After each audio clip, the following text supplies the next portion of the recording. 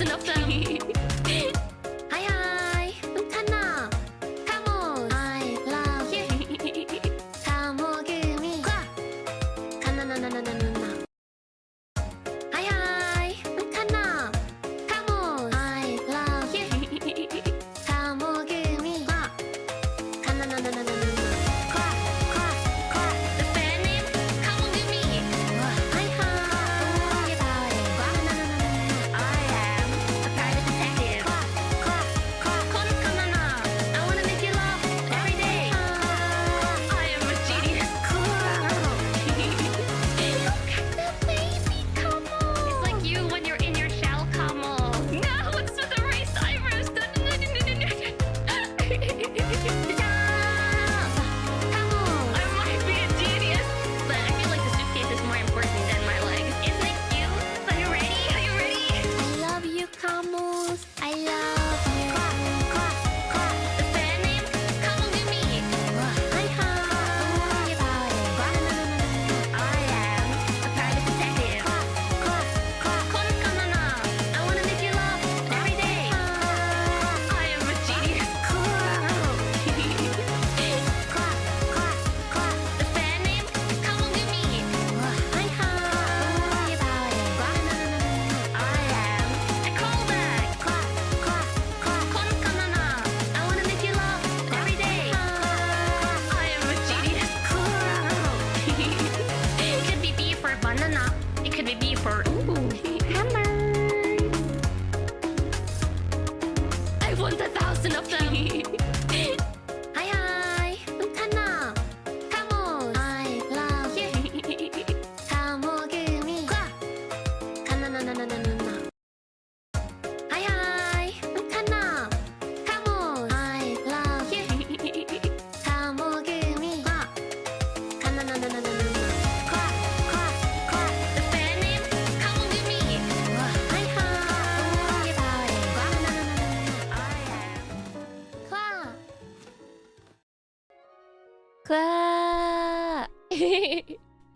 Oh wait, let me adjust my hand cam. Wait. Give me a second. I want it to be like this. Ah, balance. Balance over the trees. Hi, Kanna. I finally have the other one of the Bob Ross. The other one of the Bob Ross desk mats. And it's accepted by my camera because it has yellow and green on it. And the camera is scared of blue, but can handle blue in the presence of yellow and green. So the color balance is okay. Also, Maculage, thank you for gifting a Camuscon membership. Thank you. Be sure to send some love if you get the gifted. Yeah, I think blue is honestly Camera-kun. My hand cam, it's my camera's anxiety color. I quite like blue. Camera-kun gets a little bit anxious, oversaturates, and like changes the color too much in the presence of a lot of blue. But I think because it has like these nice birch trees, it's fine. It likes it. Yeah. Yeah, happy Monday! Oh my god, it's been 2 weeks. It's been 2 weeks since the Monday hand cam. Also, let me turn off the autofocus. There we go. It's been 2 weeks since the Monday hand cam, but finally it's back again. It does feel weird to have a week without a hand cam, Monday or not. But now everything is right. Yeah. The YouTube viewership numbers has been acting up today. I think it's stabilized now. I checked like right before stream and it looks okay again. But if any of you were watching like YouTube live streams, I want to say like 6 hours ago, 6, 4, even like 2, 3 hours ago, it was messed up today. It was quite funny because it was so severely messed up. Also, Sip in a Hat. Mwah, welcome back to the Camo Squad. Supreme Camo. Miss the hands. The hands are back. The hands are back. It's fixed now. Yeah. It was quite interesting. Let's just put it that way.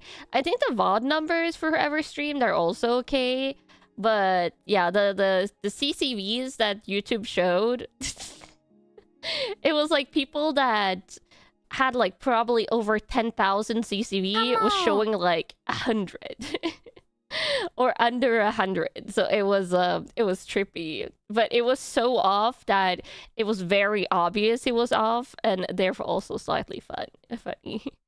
Also, simply, welcome back to the Camo Squad. Also, I did check my pinned messages earlier. Like, if I'm watching another stream, like I dropped into Poco's stream earlier, her pinned message shows at the top for me. But when I pin stuff in my own chat, like I tried in this waiting room earlier, then it still shows on the bottom. But I'm not planning on pinning anything in chat today, so it's fine. But that is still not fixed. Last time I tried. Yeah. Also, today we have quite a bit of stuff to do on the Handcam stream. We are opening cards and we are knitting. I actually knitted quite a bit. I knitted like half a camo beanie yesterday. But before that, we're opening I'm showing you some Core Keeper merch that I got from the Core Keeper devs. Yeah. That I got from, I think it was actually Fireshine Studio that sent me the publisher. So I'm excited. You can kind of see it on the side here because there's 3 clothing items and they're quite chunky. And then we also have 3 blind bags because they have a pin collection and they're doing them like blind bag version. So I'm quite excited about that. So I think I have 2. No, this is a sweater or a t-shirt? I think I have 2 t-shirts and a hoodie. So let's look at the hoodie first. Also, of course, I put it in a cabinet, Camos. You like my VTuber model? Oh, thank you. I put this in a cabinet immediately after I opened the package. Still somehow has gotten like 2 strands of cat hair on it. I swear, my cats are just everywhere. But also, yeah, this is a hoodie. I haven't unraveled it yet. But I did ask for them to send me like a large size. I can wear them as like oversized stuff. Oh, it has like a Core Keeper logo on the inside even. That's quite cute. Copyright. Wait. Is that a 0? I think it's supposed to be a 0. You know, sometimes they write the zeros with the slashes in the middle, but that's so tiny. It looks like an 8. It looks like copyright 2826. But I think it's a 0 with a slash. But I swear, like that's like halfway at 8. I was like, did they copyright like 800 years in the future? That would have been quite funny. It looks like a 0 to you. Yeah, to me it looked like an 8. Oh yeah, this is 100% a hoodie, and it's the bird boss. It's cute though because it's like it's like a little comic, and it's the protagonist, like the Core Keeper protagonist, just dressing up in a chicken armor. Is this chicken armor in the game? I don't think we saw that. I don't think we saw this armor when we were playing. If it's not in the game, I hope it's in the game. What is all the face? Oh, don't worry about it. I like the hoodie though. Oh, it also has like a pocket space. And oh, it put feathers on the arms as well.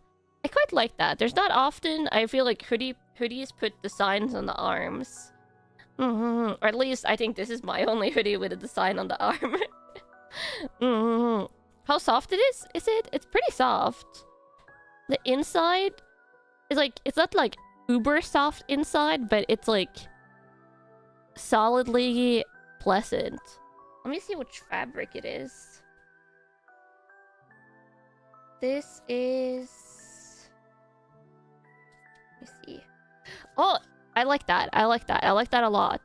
When it comes to t-shirts and hoodies and stuff, I highly prefer it when there's a high cotton percentage, because in my experience, the fabric quality lasts longer.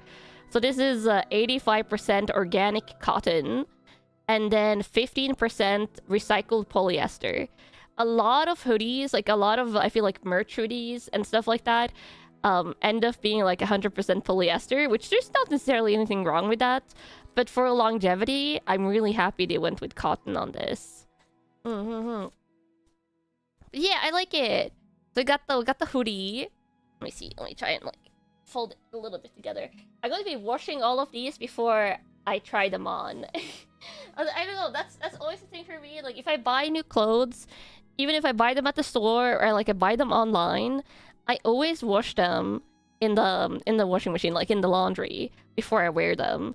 Because like it's not as much when you're buying online, but if you're buying it in the store, like other people might have tried it on, because you often try on clothes before you buy it. So how do you know if other people have tried it on or not?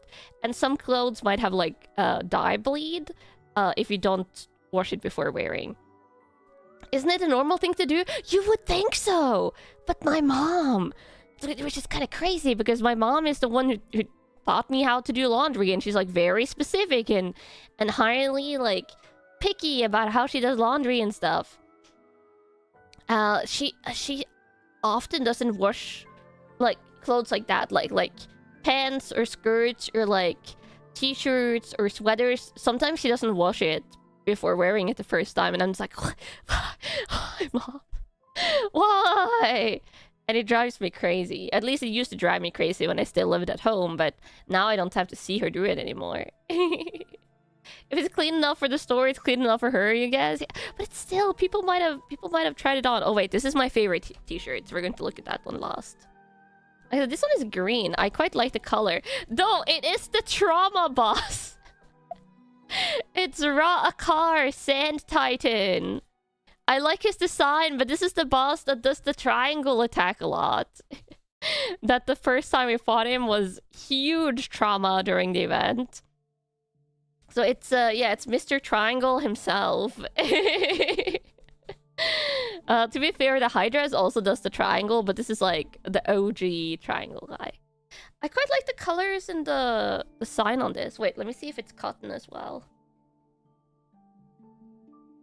Let me see. Oh, it is also large. Yes, large. I can wear it oversized. Oh, this is even better. 100% cotton, organic even.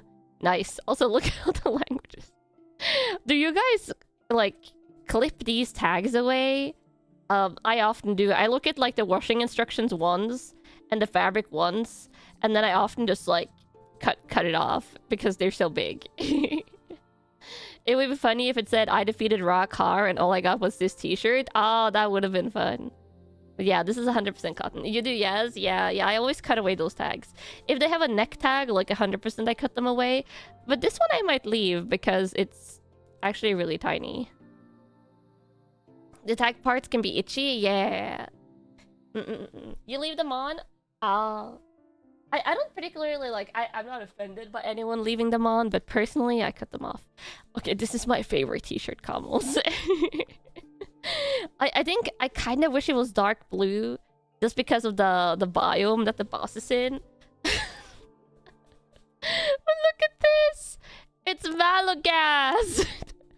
This is like literally him on like the last 2 days of the event when we were like harassing him. You see him with his like goblet, see him with his little like, I don't know, cookie, and he's just sitting there waiting for the summon. This is fine. Also, I think his throne room, like his room where you summon him, had a throne, but we looted that immediately. Immediately we looted that. But this is so fitting. I like it. It's very cute. It's my favorite out of the t-shirts. And it's also, I'm assuming, I'm just checking. It's also 100% cotton. Nice. This is the burning dog meme. Yeah, I know this is actually one of my favorite memes, I think. This is one of the memes that I know, and I really like it because it tends to be used in funny ways like this. But yeah, that's the clothing they sent me. I really like it. Like, and then of course, blind bags of pins, which is 14 plus age. I guess that's because they have like a sharp part because they're pins. It It's one of the more relatable memes. Yeah, for real, for real. Also, hi. You happy daylight savings time finally switched back? So you can watch me at an earlier time? Yeah! Yeah, konkanana, anyone that's dropping in, I hope you're having a nice day. Also, the pins. They are all the main bosses. Like, the main story bosses. And one optional one. It's like the three, like, Malagaz, Gorm. God, I don't remember what the big slime is. Actually, there's two versions of Malagaz. Then there's Gorm, there's the big slime, there's Azos, there's Ra'akar, and there's Omora, I think? Yeah, like the main first bosses. And there's a rare version of Azos, a Burb. I hope I get a Malagaz pin. Malagaz is one of my favorite boss designs. I also quite like the Burb, Ra'akar, and Omora. The slimes and Gorm, I'm like the orange guys. You know, I'm not going to hate them, but Urshelheim, no, Urshelheim was the green like slime wall. Yeah, let's see. Get. I'm holding it. Oh, it's a slime. Wait, actually, it looks kind of good. It looks better than on the package. It's the first boss. The big slime guy. Oh, and you can see his little core. He's a little blue core. The one you put to power the thingy.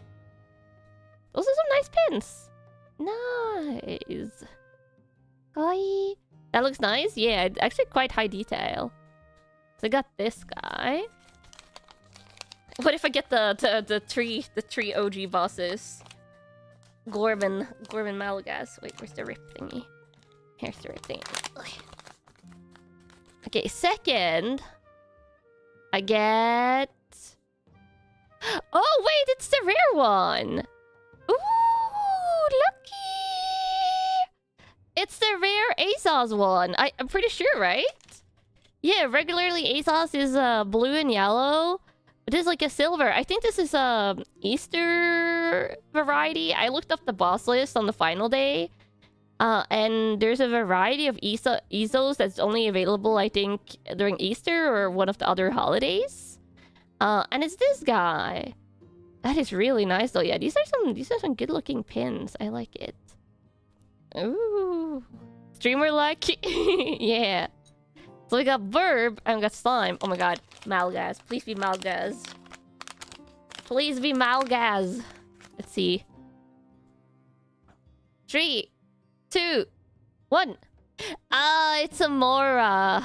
It's the fish guy, the one that did all the hurricanes and stuff that we had to fish up. You know, I'll take him. It's I got 3 very different ones color-wise. Fixed gacha boxes straight from the devs. If they were fixed, I would have had both the different versions of Malagaz. Oh yeah, these ones are nice. I like them. Very, very saturated on the colors, which I appreciate. Those are the pins I got. Nice. So thank you to Fireshine and to Pugstorm for supplying me with the merch. And also again for all the support during the event.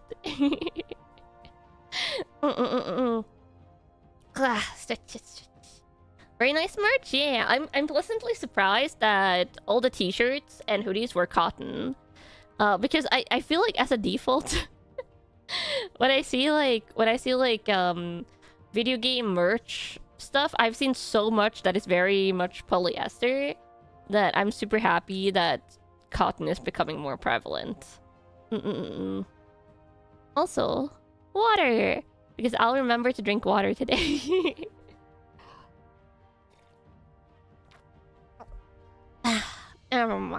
But before the knitting, we're going to be opening cards today, Camels. Oh, also by the way, I wasn't going to show you this properly, but oh my god, I gotta show you a teaser, Camel.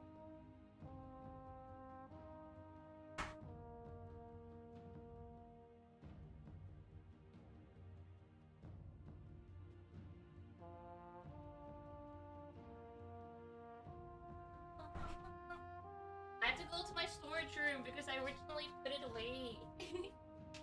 Let me see. Ugh. this is the booster box for today. Oh yeah, yeah. This is the proper booster box for opening. Oh, and I also have a pile of cards back here. Because I got the Magic the Gathering cards I ordered. Those will be probably for a couple of weeks from now on Handcam.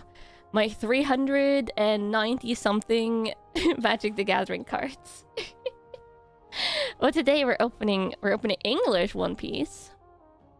But I also got an order today. This I ordered like months ago, but one of the items was a pre-order item. So I literally didn't get it until today. But I have this. I have not the most recent Hololive set anymore, but I haven't ordered any of the other like recent Hololive sets.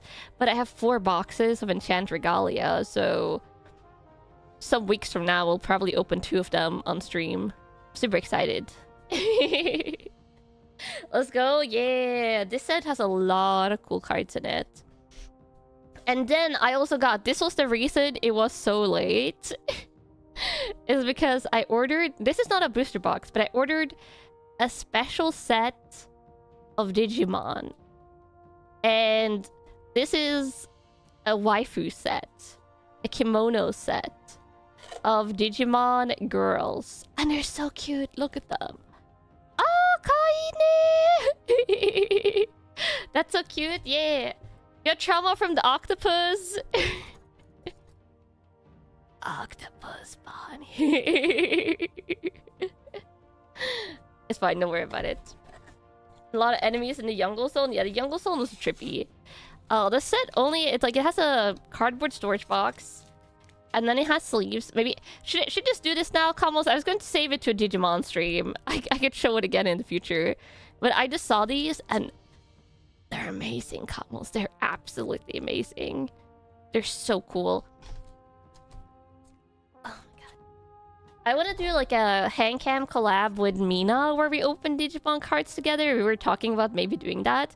Maybe I can do it, like show it again on that, because I know Mina likes the purple-haired girl that's in this set.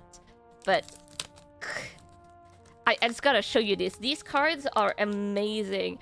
Also, if you're going to order cards and you don't want to order singles, but you don't want to order booster boxes, like these special sets are really nice. Look at these. These are all textured. All textured and all special for the set. So we got Rina. I don't know what she's from. Like, these are from different, I think, games, I want to say. But they're so cute. And there's 2 of each. I thought there was only going to be 1 of each, but this set has 2 of every single card. Which means I might put away some for Mina, because I know she likes... she likes Shire, right? This is one of her favorite Digimon characters.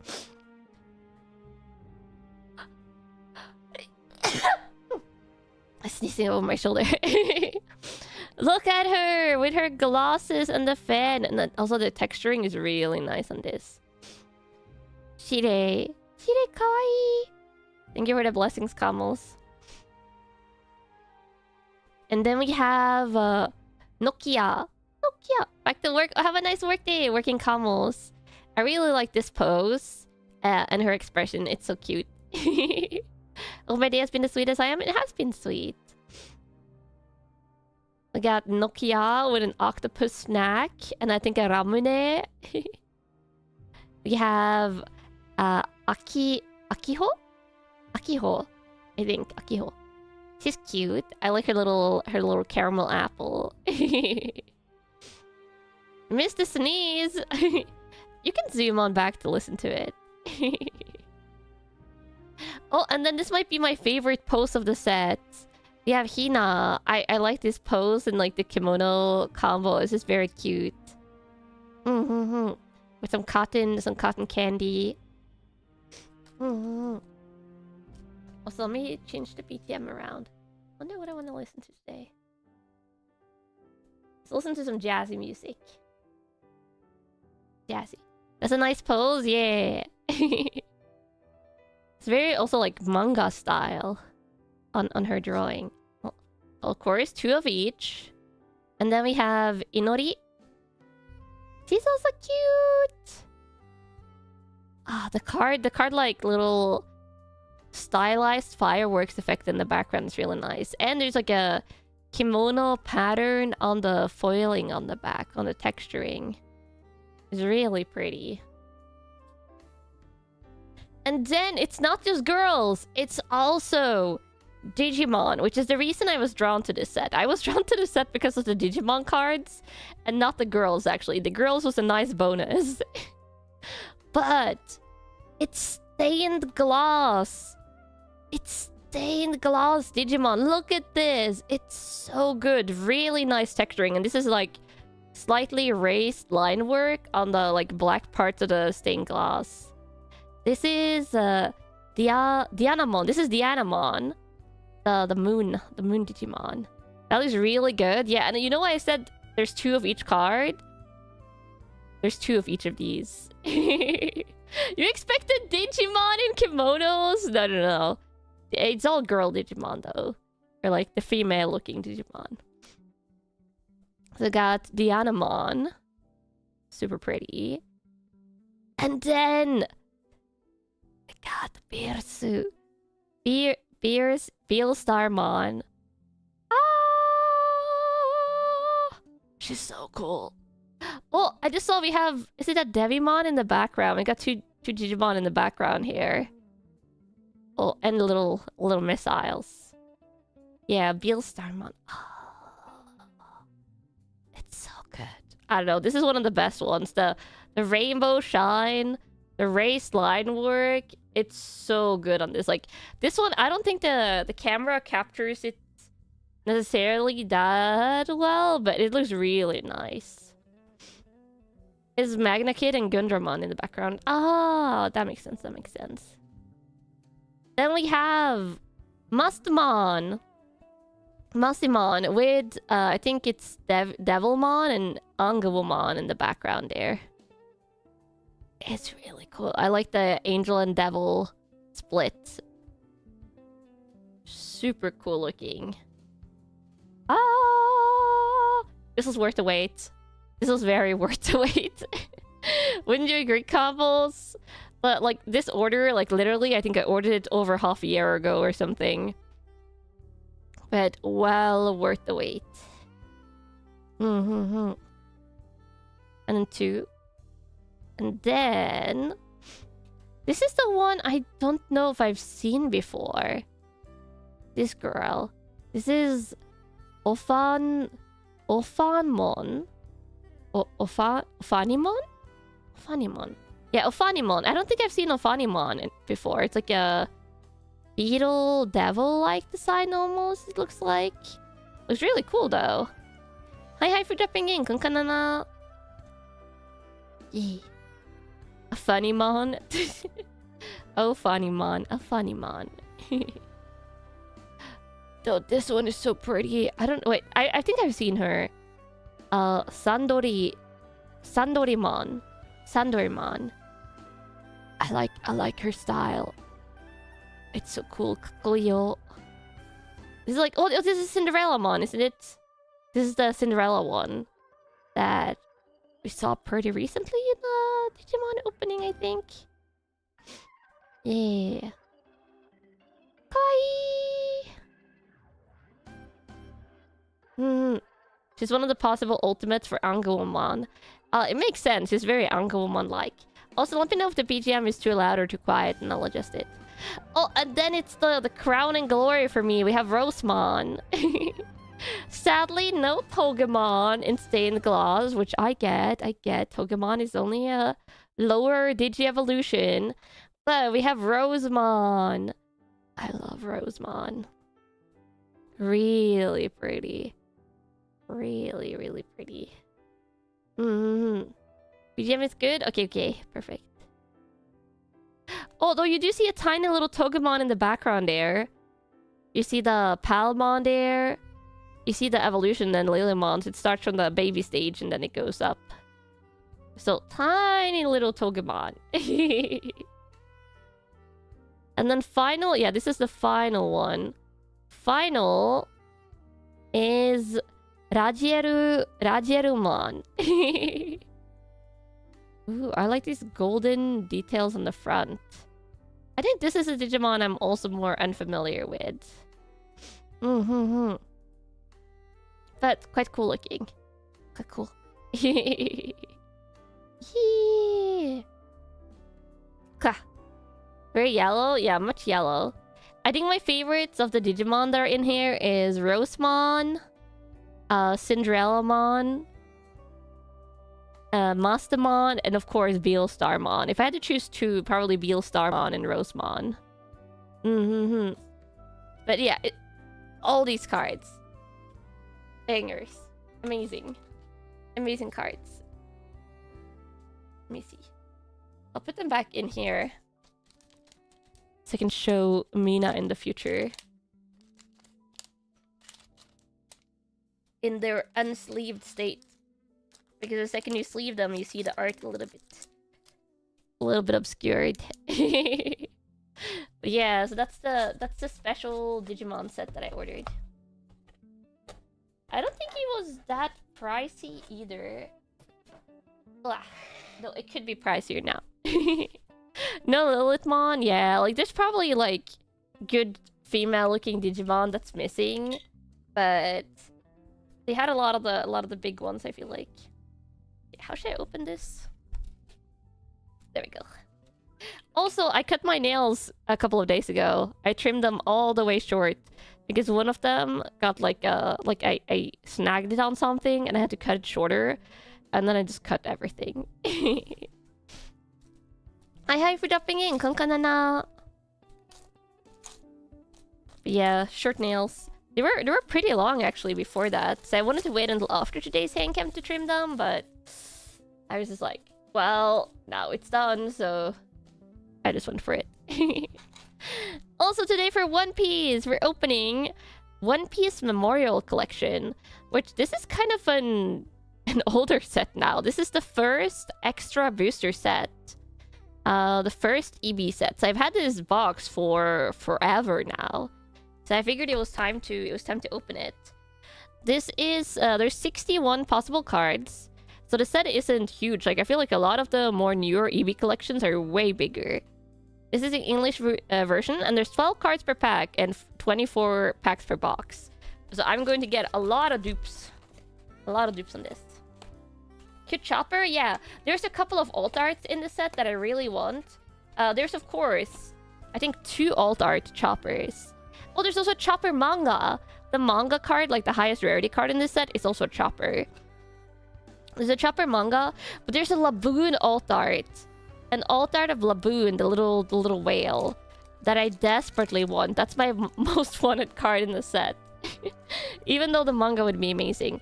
Oh, and there's a Nami version of Bon Clay as well in this. That's the secret alt art. Good timing to open this with the anime coming back on the 5th. Ah! I didn't even realize it was so close to the anime return. That's pretty cool. Okay. No card trick on this. And no me deciphering the names from Japanese if I don't know them. Oh, Elite Kai! Wow, welcome back to the Kamo Squad! This is Kosa. Crocus! Aww! He's of course Laboon's caretaker. Laboon! I love Laboon. Crocus is also a nice guy. Logue Town. Super early in the anime, which already has been tackled by the live action, right? The live action kind of zooms through the story, which I'm looking forward to seeing the new One Piece anime that they're doing. Oh,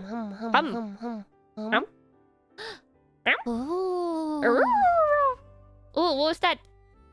Nova, thank you for the 7.77 coins. A lurk offering for the manga arts and Laboon. Yeah, hopefully Laboon. I'm crossing my fingers. Also enjoy your lurk. Live action assuming, yeah. I want to see the new One Piece anime though. The live action has already happened in Logtown, hit a bunch of secret references to thing way later in the manga too. Oh, I've seen a couple of like discussions online. Like, I haven't watched the live action because I don't know. It feels wrong to me. Maybe I'll watch it eventually. It's just like live action of One Piece. One Piece is like a anime where I feel like they would need a lot of special effects and CGI to like pull off a lot of the stuff, but you never know. You never know. But yeah. The new Vit Studio anime I really want to see. Wait, did you type a lurk? You meant luck? Wait, did it say lurk or luck? Oh, it said luck! I read that as lurk. It was me! I typoed with my voice! A good luck offering. Oh my god. Pretend that was your typo. Also, yeah, I saw someone say bring back Bon Clay. Yeah, Bon Clay is amazing. I love him. Some of the things they put in the background literally has happened less than 80 chapters ago in the manga. Well, also, Wano Kuni. I still haven't watched Wano Kuni. Bingo. Mr. 9, Baroque Works. Which also has been tackled by the live action. I wonder, is the live action going to do Skypiea? I mean, I feel like they can't skip it, but I kind of want to see how they do the designs. That's the one thing I've been liking from the live action, is like seeing how they do the designs of the characters in the live action, and I think they're doing a really good job. Like, I've liked most of the designs that I've seen. Clearly it was your typo. Yeah, clearly. Because a voice can't typo, surely. You want to see Enel's face? Oh yeah, the Enel meme face. What if they just, in the live action, just overlay the meme face from the manga? And they just don't even bother, like, trying to do it. Oh, I want to live. We have Robin. Oh, I love Robin. I cried at that part in the anime. Oh, and then we have the Logtown Luffy incident. You like the live action, and that's coming from a hater of most live action? Yeah, that's the thing that makes me want to see it. Yamato! That's a cute Yamato card. I really gotta watch the anime. I feel like I want to rewatch the anime though. You read that as I'm a gooner? Oh my god, for the Luffy card? No, goner. A goner. Oh, we got CPO Blueno movie version. You hope they'll reach the peak 7. Yeah, Water 7 is such a good arc. Though how they'll adapt Water 7 in the live action, that'll be rough. Water 7 is one of the more, like, fantastical island locations. Like, I feel like that has to be, like, almost all CGI if you want to do, like, a shot of the entire city. Same with the Shabandi Archipelago. That one as well. Oh, Mermaid Island? The Mermaid Island. Oh my god. Yeah, there's a lot of locations. Too much water. 7.8 out of 10. Yeah. I mean, the entirety of One Piece is like too much water. Oh, we have Flampe. Flampe has an alt art in this set, but I don't want it because it's Flampe. And then... oh, Khalifa. We have a Water 7 card. Put the rares here. I like Khalifa. Khalifa had a cool design. Oh, and that's the final one. So, just 2 regular rares. A lot of water in the One Piece world? Yeah. One Piece is like 90% water. I feel like. Ugh. I don't know what I was doing trying to open this pack, but it was not going well. You can't tell Khalifa and Kanna apart. She's like me, but like more strict office lady. How am I doing right now? I'm doing good. Oh, this is a white-beard pirate, Doma, with monkey.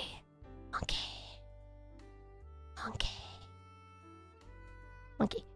Funkfried. Oh, this is the elephant sword. That's also from Water 7.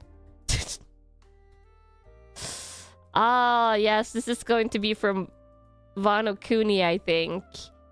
Fortrix. He's a chicken dude. That's... You know you like Kemono Mimi girls, right? Like, you like girls that have like cute cat tail or cat ears, or me with my duck tail. You don't want this type of animal person. This is just cursed. You don't remember this dude from Wano? I think he's at least Kaido Pirates, I think. Oh, this is Impel Down. Minochihuahua. Yeah, one of the jailers. One Piece design sure or something. Yeah, and this little jailer doggo. Very cute, very cute. Gastino though. Yeah, no, this is not the most cursed One Piece cards I've seen. I think the most cursed looking One Piece card I've seen. I hope I can open that on stream eventually, just to experience with it with you, Kamos. I've only seen an image of it. I haven't seen it in real life. It's like buggy card where he has shoes. And that's all I'm going to say about that. Brook, we have non-skeleton Brook. And Enel again. I want you to suffer too. We gotta experience it together. Miss Monday. We gotta experience greatness together. Great cursedness. We got the Chopper. Drum Kingdom. Robin. Oh, Apu for the rare. And...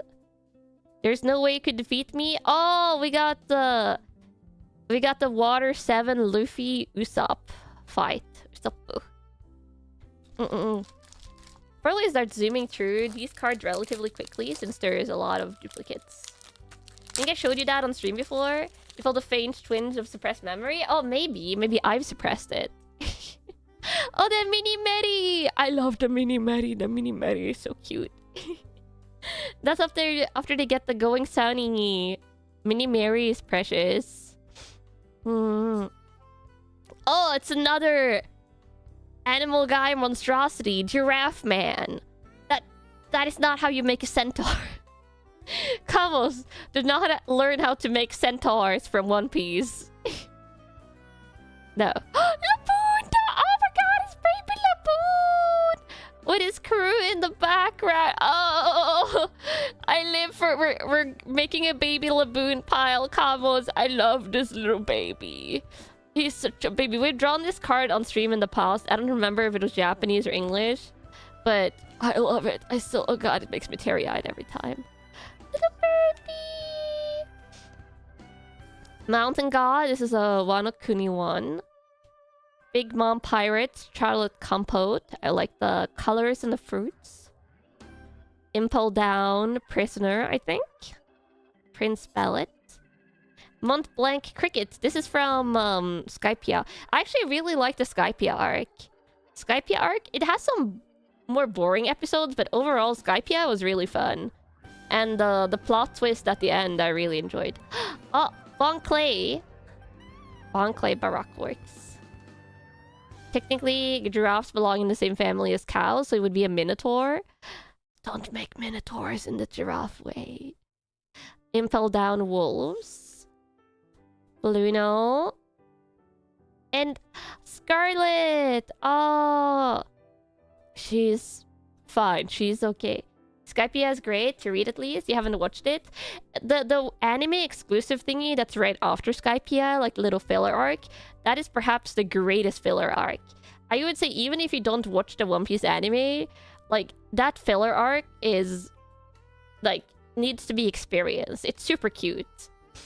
She's very much not fine. Don't worry about it. She's fine. She's fine. She's fine. She's fine. She's fine. Ooh, I like that. The texturing. Kingdom Come Sky Island. Skypia. The texturing on the giant orb there is cool. So dead then. No, she's fine. She's fine. You really enjoy that filler arc? Yeah, that filler arc is so good. It was so cute. Had great moments for all the characters. Mr. 9. How did anime art perfectly recreate the start of a movie? Dead wife montage. Don't worry about it. Don't worry about it, Carlos. Crocus. Sanji's G8 cooking scheme is so good. Yeah, it's one of my favorite Sanji moments. Minochihuahua. Monkey. On his back. Minotaur... Giraffe? Yamato... Ano... Yeah, like, the commons, because this is a smaller set, the commons are just going to have a ton of duplicates. Oh, Chambers! It's Law. Sanji, film version, so he looks like a biker. And oh, our first SR. Ah, it's Chopper. It's Chopper from the pack. Literally pack art Chopper. Fitting. 2020 Chopper. This is like Chopper's new design. I know it's a little bit divisive, but I like both his old design and his new design. Because he's just so squishable. His cheeks are super squishable. Let me spread these ones out a little more. There we go. Flexing my luck. My luck is only extreme if I can pull the Laboon alt art. Laboon alt art is my taste in this one. Or if I somehow pull my first manga, because I've yet to pull a One Piece manga. A good stream? Oh, thank you. You prefer his old, less cute design, but Chopper is great? Yeah. I don't prefer either of them, I think. I think both are fine, but I just really like Chopper in general. But I can see having a preference for his older design. Oh, Mr. One, Daz Bones. Daz Bones. It's quite a groovy name. And Shirahoshi! Kawaii! Oh! Two really cute SRs right after each other. And also kind of similar color schemes because she's also very pink. Much pink. Also, they're both crybabies. Her somehow more than Chopper. Kawaii, yeah, kawaii sugiru. Kawaii sugiru. Hi for dropping in. Konkanana. Princess, yeah. Logtown. Castino. God, that guy. Mountain God. Lapoon! With the Brook right after it. Oh, so fitting. Laboon and Brook. They're so cute together. I need that reunion, Camels. I need that reunion so bad. It needs to happen in the anime. You've seen more Chopper crying face in actual OP episodes.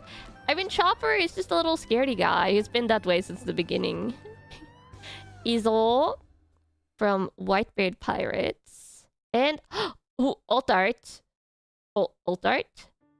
You've attempted to start watching One Piece just for Shirahoshi. She's consistently been your favorite card pulled. Shirahoshi is great, but she is primarily in one arc, I will say. Though I feel like she's going to be more significant later. Okay, first alt art. Oh, wait, I think I have this. Oh, that's slightly unfortunate.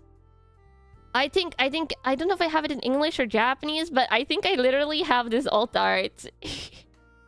It's Miss Wednesday Baroque Works with, of course, the duck in the background. There's Vivi. Yeah, this is Vivi in her Miss Wednesday Baroque Works form. It's a really good alt art, though. Using her body sway technique. Dun dun dun dun dun. Hypnotizing. Still cool? Yeah. Do pull, yeah. I think I have it in Japanese, maybe? I think I might have it in Japanese. At least it's a cool dupe. Yeah, at least it's not Flampe. Honestly, I feel like I would rather have a dupe Vivi than I would have Flampe's alt art. So, there's that. Hamlet. Crocus. Fruit Lady. This guy. True, yeah. Much rather have the dupe Vivi. I don't know how many alt arts you can pull in a box if that's the only one. I feel like maybe you can get a second one since this is the English box. Oh, Koseki Oden, leader card. Conqueror of the Three Worlds, so that's Kaido. Dun, dun, dun. And T-Bone from Water 7. He is such a forgettable character. Camels. That guy, like, I remember him when I see him, but I'm also like, every time I see him, I'm just like, I see you exist, sir. This is the side, and I feel like his character is just very forgettable. You don't remember him? Yeah, exactly. Or rude, he has a funny joke. You can't have just one funny joke, okay? It has to be really good, like Enel's face. It has to be that level if I'm going to remember him just based on a joke. Miss Monday. The Goner card. Luffy. Bon Clay.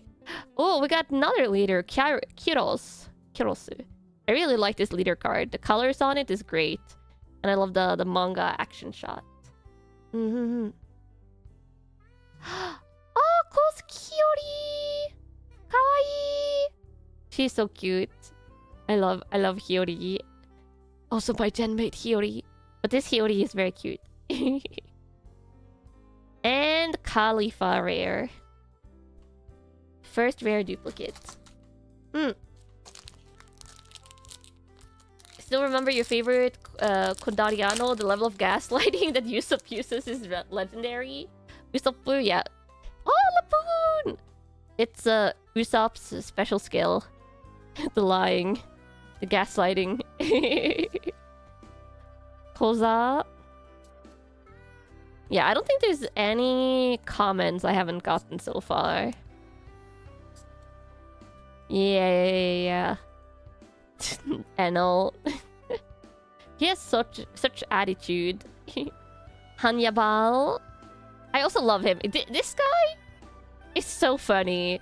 Like, almost every single scene he's in, he has, like, this one bit that he does. I feel like... It's, like, pretty far into the anime, but at the same time, it's been, like, years since he appeared. The first time, I feel like I can't spoil it. And I might have talked about it on stream in the past, but Hanyabal is the second in command of, like, the great prison, like, the great pirate prison. And... and he constantly wants to take over the leader's, like, position. He wants to be the chief. He wants a promotion. And he's very funny about it. You see a face in his stomach? Ooh, oh, I can see it. Impel Down was decades ago. Oh my god, don't say decades. That's a little bit too far. But yeah, he's like the classic, like, old Spandy in CP9. He's also very forgettable. But I like the golden denden buster call he's holding. And mushy. But yeah, he's very, very funny about... It was in 2009? Oh my god. That's 17 years ago. That is insane.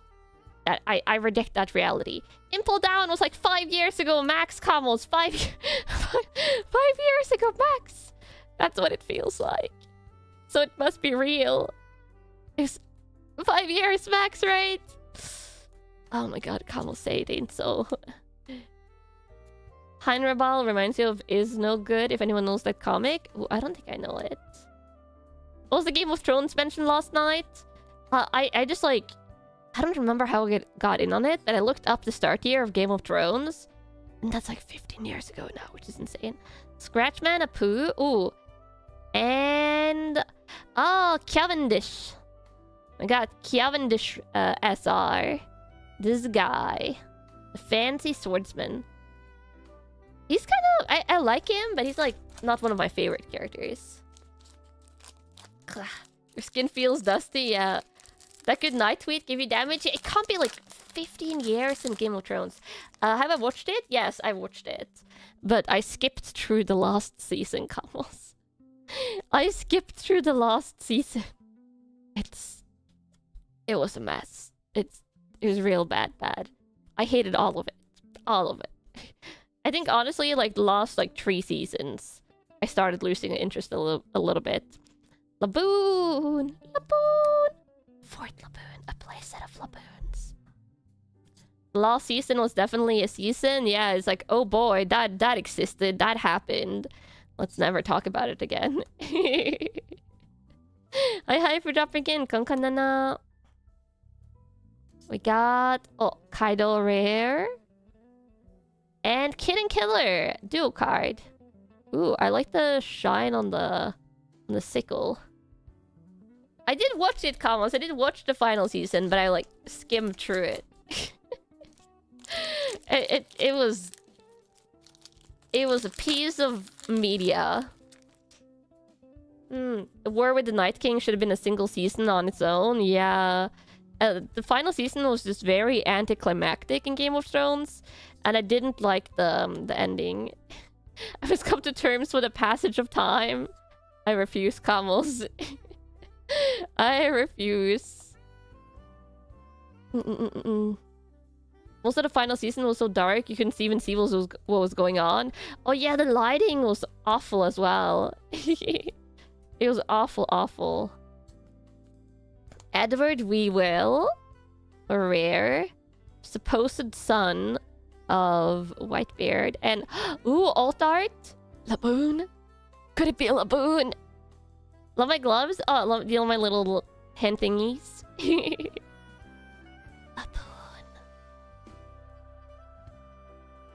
Ah, it's Kid and Killer. It's rare alt art. Ah. It does look cool though, and I don't have it. But it's not Laboon. You heard people say Game of Thrones was dark? That's not what you thought? Yeah, the final season's like lighting was really bad. I like how they have one of their other team members in the background, like the zombie guy, but he doesn't get to be named. Sad. But yeah, two alt arts. And that was the left side. That means the right side would have to have like a manga or a secret alt art or like 2 other alt arts to beat out the left side. Do you think it can do it, Camels? Oh, am I? I'm doing good. Hi for dropping in. He also almost disappears in the hollow, which is kind of cool. Yeah. Okay, Camels. Do you think the right side can beat the left? This is the pulls from the left. 3 SRs and 2 alt arts. You think it can win? Ooh. You believe in my luck, so yes. Ooh, you believe? Oh, you're feeling in a believing mood today, Camels. I see. Finger pistol, CP9. No doubt in my luck. The right side has a manga art. Laboon SR! It's the regular SR. But it's... Oh, I almost put the rare in the common pile. It's Laboon! It's grown-up Laboon! Oh, the baby! I love him so much. He's just a little guy. He's just a little guy. Oh, I'm gonna pull these ones a little bit further down. There you go. Yeah. Kanna if you're jumping in. Hi. Laboon appears. Yeah. Immediately, the right side is off to a good start. Not that guy, though. Mr. 9. Monkey. Crocus. Laboon! Baby! So many Laboons on the right side. Bluno. Yamato. Chambers. Oh, another Odin. Off-white. Oh, this is the Flamingo fight event. And Das Bones.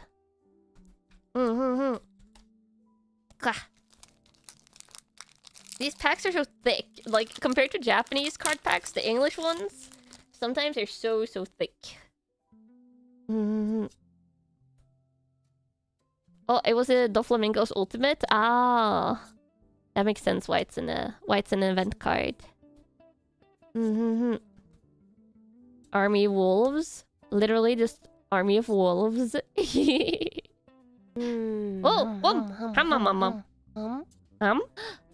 Ooh. Irisides, wow, thank you for the 7.77 coins. Maybe with support or just blind luck. Blind luck support. I will take it. Let's see. It got us another Scarlet Rare. And... Brook SR! Ooh, I feel like I don't have this one. Like, I have some of these SRs from before. Oh, so, is that Kitty Cat? Kitty Cat? Not when Yuki are sleeping on the cat shelves. I don't know. Could have been my BGM, but I feel like I heard a kitty cat meow. I'll wear my headset half on. This is a really nice Brook card. That's super nice. This might be my favorite SR so far today, even better than Laboon. The music notes are really good. Like, his rendering is superb. The highlighting is great.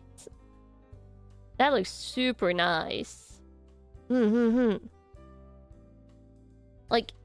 like a lot of depth, but not 3D, three-dimensional depth, but good depth. They play the TCGs I unpack. Some of them I have played before. But it kind of depends on if, like, any of my VTuber friends, like someone like Mina or something, like, wants to play with me. Because I live out in the middle of nowhere. So I don't have anyone to play with here. There's no TCG community. It's literally, like...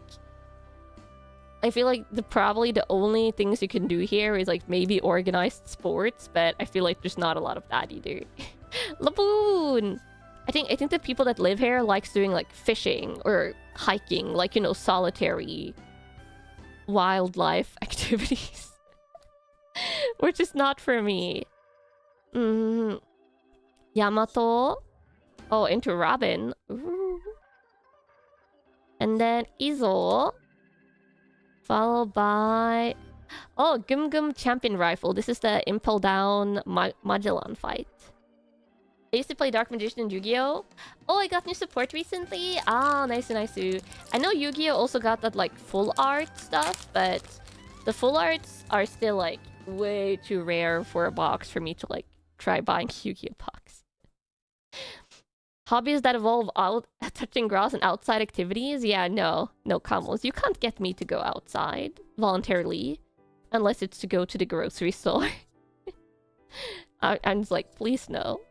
I would very much prefer not to. Very much prefer not to. Let me see. NL. Bluno. Oh, this is a second Bluno, but not comic style. Bluno and Water 7. And T-Bone Water 7. Okay, so far, only 2 SRs on the right side. I don't know if the right side can win. If I had outside hobbies, I would stream less, and that would be bad for you guys. Yeah, very much.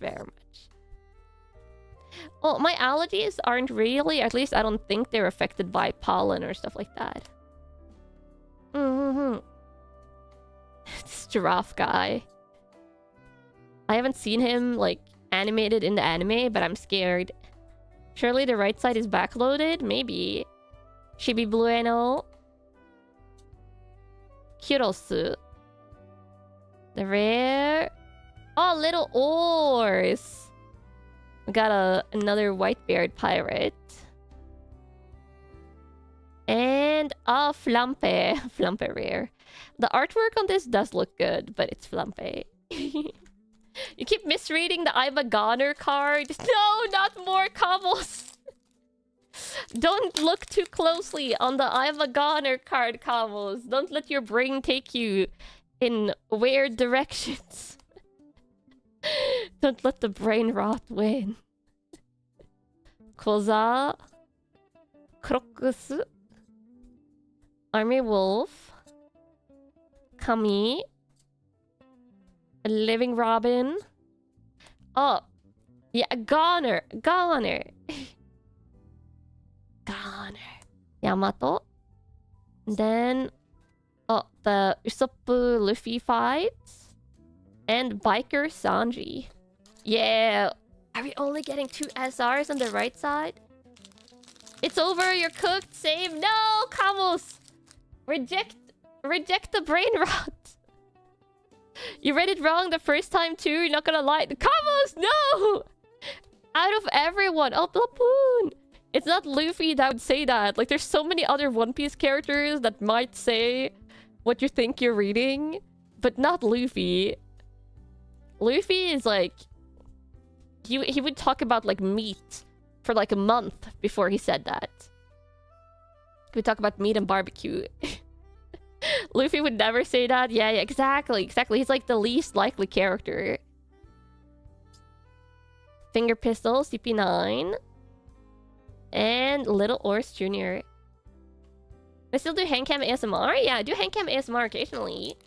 Literally, the ASMR video that's, like, slated for an ASMR premiere on Wednesday that the waiting room is up for on my channel, that one is going to be Handcam ASMR.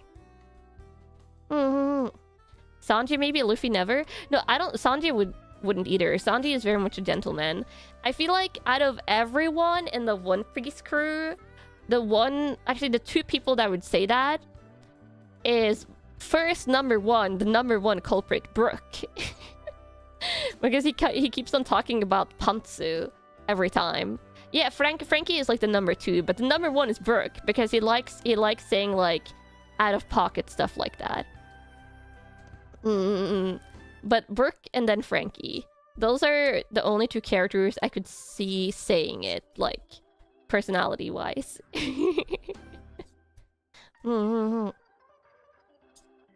Off-White, Doflamingo, and Spandine. His base though? Wow. Only 3 packs left, Camels. We have to get the manga or the alt art in the last 3 packs. He's always very polite while asking. Yes, he's a gentleman. But he's all about those pantsu. Lapoon! You think Frankie would make it funny? Yeah. Frankie would make it funny. Frankie and Brook are both kind of funny guys. To be fair, I feel like... Oh, that was me tangling my legs in the wire for the overhead light as I repositioned them. Oh my god, what was I saying? Everyone are kind of funny guys, except for Robin. Robin is like the calm, collected one. Though she has her funny moments. Oh my god, the Magellan fight. Oh, secret! But it's not the alt art! Ah. I will take it though. Bon Clay is great. I love Bon Clay. But I was really hoping for the secret because the Nami card is so good. But it's Bon Clay Bentham. He's honestly like one of the biggest like bros. Like yeah, he has like such like a protecting your bro moment in the anime. Yeah. I want him to reappear in the anime. He's such a good character. Yeah. Bon Clay is awesome. Yeah, this is a lovely secret. It's a great looking one. He had great character development. Exactly. Okay, put it there. Okay, 2 more. Could the Nami alt art still be in here? Probably not. I feel like I've gotten all my high rarity cards now, but you never know. I believe, question mark. Crocus. Got Fruit Lady, Chicken Guy. Oh, a lot of event cards. Whoa, a lot of event cards. Hannibal. Kid Killer. And Gunfall. Skypia Knight. Final pack. Kind of zoomed through the card opening today, but that's again because the set is so small. So many duplicates. Believe in the you that believes in my gacha luck. I'll believe, Kamos, I'll believe. There we go. Inochichi wa Chihuahua. Oh, a lot of animals. Yamato. Prince Bellet. Bruno.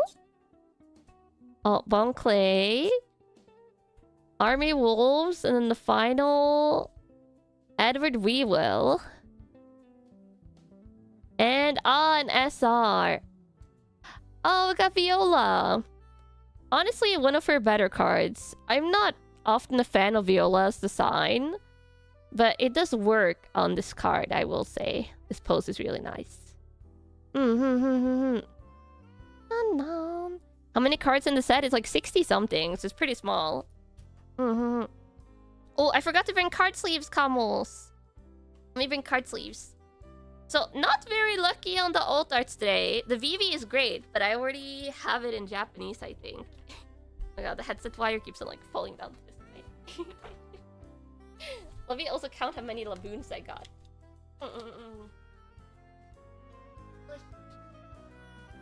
So many laboons.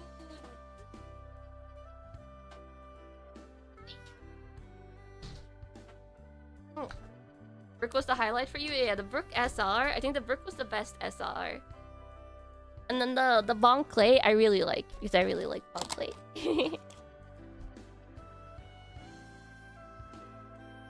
Bon Clay. And the secrets in One Piece are always like really nicely textured.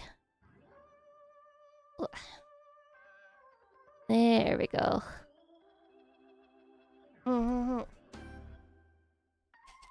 Dun, dun, dun, dun, dun, dun, dun. Go.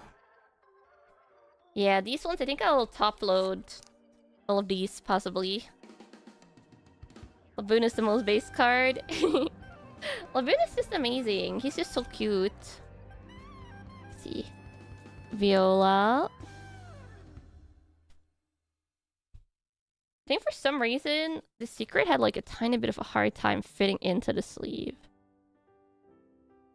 We tried fitting it into different sleeves. Is it like a tiny bit bigger than the others? Cute outfit. Oh, thank you. Did I miss the Core Keeper merch? Yeah, you gotta zoom on to the beginning. Did the Core Keeper? Oh, the way at the start. Yeah, it's fitting a little bit better in this sleeve.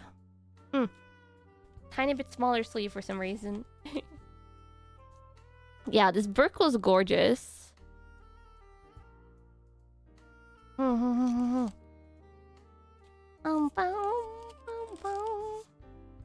Laboon. Cavendish. I liked all the SRs though. I didn't get any SRs that I dislike. Sometimes I get like SRs where I'm just like, why are you an SR, sir? Or like SRs that feel like they should just be regular rares. But all of the ones today were nice, I think. This Chopper one is also pretty cool. No manga still. One day, Camels, I believe I'll pull a One Piece manga. But not today. So 6 SRs. We got Chopper. We got Chirahoshi. Cavendish. Laboon. The Brook, which is the best one. And then Viola. And then the high rarities is the Bon Clay. Miss Wednesday Weary. And the Kid Killer. I wish he had a little bit more highlights on his face, so it was easier to see his expressions. Like, Kid is definitely... No, Killer is definitely the character that's the easiest to see here. If he was a little bit more highlighted, I feel I would like it more, but... Yeah. Well, I have pulled SP cards from One Piece, but it's just been forever. Okay, 4. 8! 8 Laboons! My Laboon army! Look at this! Laboon! Laboon, need an One Piece ASMR card opening to increase the chances of getting a manga rare. Ah, you mean like my Pokemon God Pack? I want to be able to scream if I get one. Laboon! I love him. Are Laboons the new Camels? No, Laboon is just a cute little guy. Cute little guy. You should try and compete with Laboon, Camels. He has a tragic backstory. He has a tragic backstory. Okay, let me get my knitting. Let me get my knitting, Camels.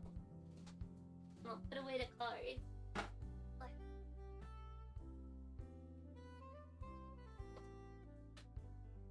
Also, let me top load.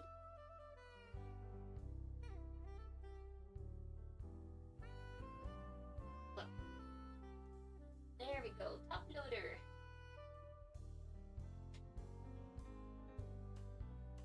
Top loader card. Top loader card. Everything has been top loaded.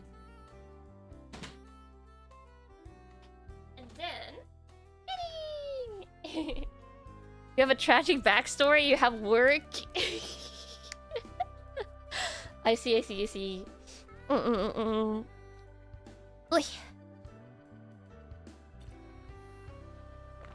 Can't believe Oda made you sad over a whale. Honestly, Laboon is so cute. He catches your heart immediately. And since I'm knitting, I'm going to take these off. Ugh, they just get in the way. They get in the way of the knitting. Also, Camels, I want to say, YouTube and all other VTubers are making me want to play Pacopia today. They're making me want to play Pacopia again. Because earlier today, there was like 6 people streaming Pacopia when I was surfing the YouTube front page. And I was like, why VTubers? Why are you playing Pacopia? I mean, obviously, it's a great game. That's why they're playing it. But I was like, no! How is my arm? Oh, because I yeeted a frying pan on my arm earlier. I might be able to dodge a bruise. Like, I'm not seeing the bruise right now. But if I suddenly have like a bruise, it's like high up on my right arm. What happened? Okay, so what happened is I did a tweet earlier while I was cooking, where I said I hit myself on the arm with a frying pan.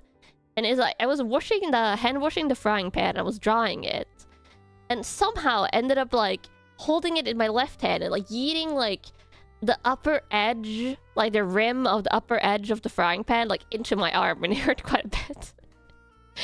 I was like, why did I do that? It was an accident, but it was quite silly. Also, let me see if I can pull the camera a little bit towards me. How much? I can do it like all the way down there. Good. Was it hot? No, I was washing it. Like I was washing it before cooking. You have a hard time imagining how it happened. It happened so quickly. I have a hard time recalling exactly how it happened, but it just did. Also, this is the newest Camel beanie. It's the same color as one of the previous ones because I quite like the combo. I did it like this part yesterday. This part I did yesterday while watching Shetland. Which I watched the most recent season of Shetland. Which for those of you that don't know, it's a crime show set in Shetland, like the Shetland Isles. the Shetland Isles. And the one thing that's up with... Do you like the color is? Yeah, it's... Oh, it's not yellow. It's like a lime. It's like a lime green and dark green. The one thing with Shetland is that it does 6 episodes per season. Or 6, 7. Like, around that number of episodes. And then... It does like one crime or like one plot throughout the entire season. And I think this might have been my least favorite season so far. So I skipped through it a little bit. The yellow pattern burn boss hoodie was quite fitting for me. Yeah, it was quite fitting. Does it have a detective? Yeah, it's a police detective show. It's not like private detective, it's police detective. Why so? I think it was just... I didn't really like any of the side characters. Like, there was a couple of them that was likable, but a lot of the season-specific, like case-specific side characters, I didn't care for most of them except for a couple. I feel like it was apparent quite from the start who the most likely culprit was, a little bit. And also, I saw immediately that the main character was going to go into a bad arc. You guys don't care about spoilers, right? For something like Shetland? I hope not, because if so, I can mention one of the things that I was skipping through parts of for the main character. Like, there's a couple of main characters, but there's a main, like, detective. 1 case per season sounds kind of nice. You're too used to crime shows feeling too much like Villain of the Week anime. Yeah, it is quite nice. It is quite nice. You don't mind? Okay. So, Shetland used to have a male detective as the main guy. And he was the main one for the first 6 seasons, I think, like something around that. And then they switched over to the current one. I quite like the current one. She's like a sassy female detective, but she has had an unfortunate taste in guys so far since she joined the show. And then there was like a male character that was related to the case. Oh god, I'm just trying to like reposition my chair to get a more comfortable position. There was a male character that was involved in the case, and when he was introduced in the first episode of the season, I was like, oh no. I was like, oh no. I was like, this is like her unfortunate typing, and I was like, there's going to end up being something wrong with him. I just knew it. Like he seemed like too nice and too innocent, and I was like, he is going to end up being like a bad guy in the case somehow. And she's going to have like a crash and burn romance. And wouldn't you know it, he ended up being a bad guy in the case somehow. And she had a crash and burn romance. And I was like, no! What is it with crime shows and sometimes like not letting the main character have a fulfilling side romance? I will say the secondary female character has been like the secondary character since the show started. She has like gotten a husband and a child throughout the seasons. Like she has gotten a nice like satisfying romance and stable home life. But that is not a given. It's like the writers aren't even trying. Yeah. This season felt more cliche than the rest of Shetland, but I overall really like the show. It just felt like this season had a lot of unfortunate stuff. I might have seen too many detective shows, and I know how they play out. The thing is, detective shows are very different in how they tackle stuff. It's not just one formula. It's like a lot of different types of detective shows. Like you have the private detective genre. You have the private detective historical genre. You have modern detective shows that go like modern day, or you have police procedural detectives or forensics procedural detectives, which is kind of more your CSI or your Bones. Like you have a lot of different focuses in detective shows. You'll miss Vera? Oh, Vera was so good. Oh, I love Vera. That one is rounding off. It's understandable. It reached like, how was it, 13, 14 seasons or something like that? But Vera is another really good one, if you haven't watched it. That's probably one of my favorite modern setting detective shows. So many murders happen in small villages in the UK. I think that's also one of the more realistic thingies about Shetland, is that Shetland is a smaller place. Like, it's a small island place. So having one case per season instead of having like one case per episode makes it so that like less crime, less overall crime happens in that like tiny location, which in a way can feel more realistic. And then you have Midsummer Murders on the other hand, which is Midsummer Murders still running? That's like a long-running British countryside police show. They have so many murders there. If I like crime and detectives, I must play Disco Elysium. I've gotten Disco Elysium wrecked a lot, and I've actually bought it when it was on sale once on Steam. But I've heard it's long. Watch too many crime documentaries that happen in small places. Oh, real crime documentaries. I prefer to not watch real crime. I'm not a fan of that. Fictional crime, though. That's peak. You've been craving a supernatural detective show played out seriously? Like, imagine noir detective, but in a fantasy setting? Oh, that would be really great. I would love to have that. It's not that much longer than most games I play. It has infinite dialogue. Interesting. We'll see for the future. It's further down on my gaming backlog.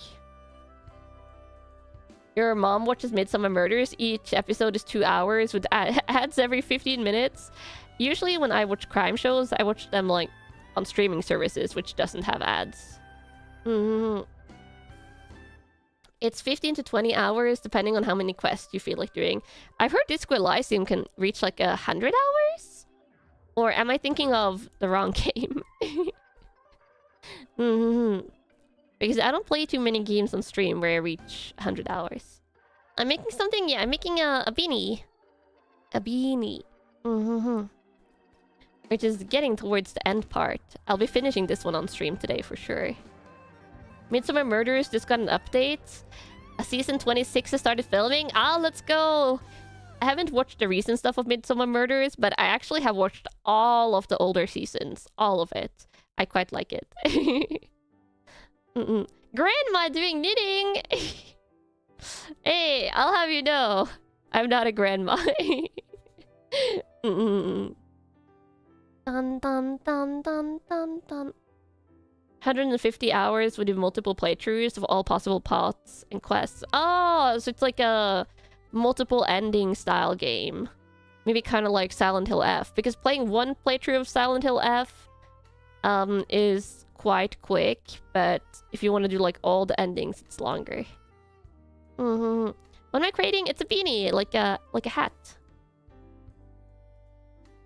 Have I watched any German police shows like Der Alte or A Case for Two? No, I usually watch crime shows in English. Like, they can be made in another country. Like, I watched, I think, a French one that's like set in France, but the language of the show is in English. So I prefer watching English-speaking crime shows. Because I like knitting and things while watching, and I want to be able to watch, like, look away from the screen for 30 seconds without having to pause. And if it's in German, I would have to pause because I don't know enough German. It's amazing how I can keep working even while talking. I mean, I'm just kind of used to it. If it was Japanese, I might be able to look away for a bit, but yeah. There's one core ending and only minor things change depending on the things you do. It's not entirely different endings. Ah, and Disco Elysium, I see.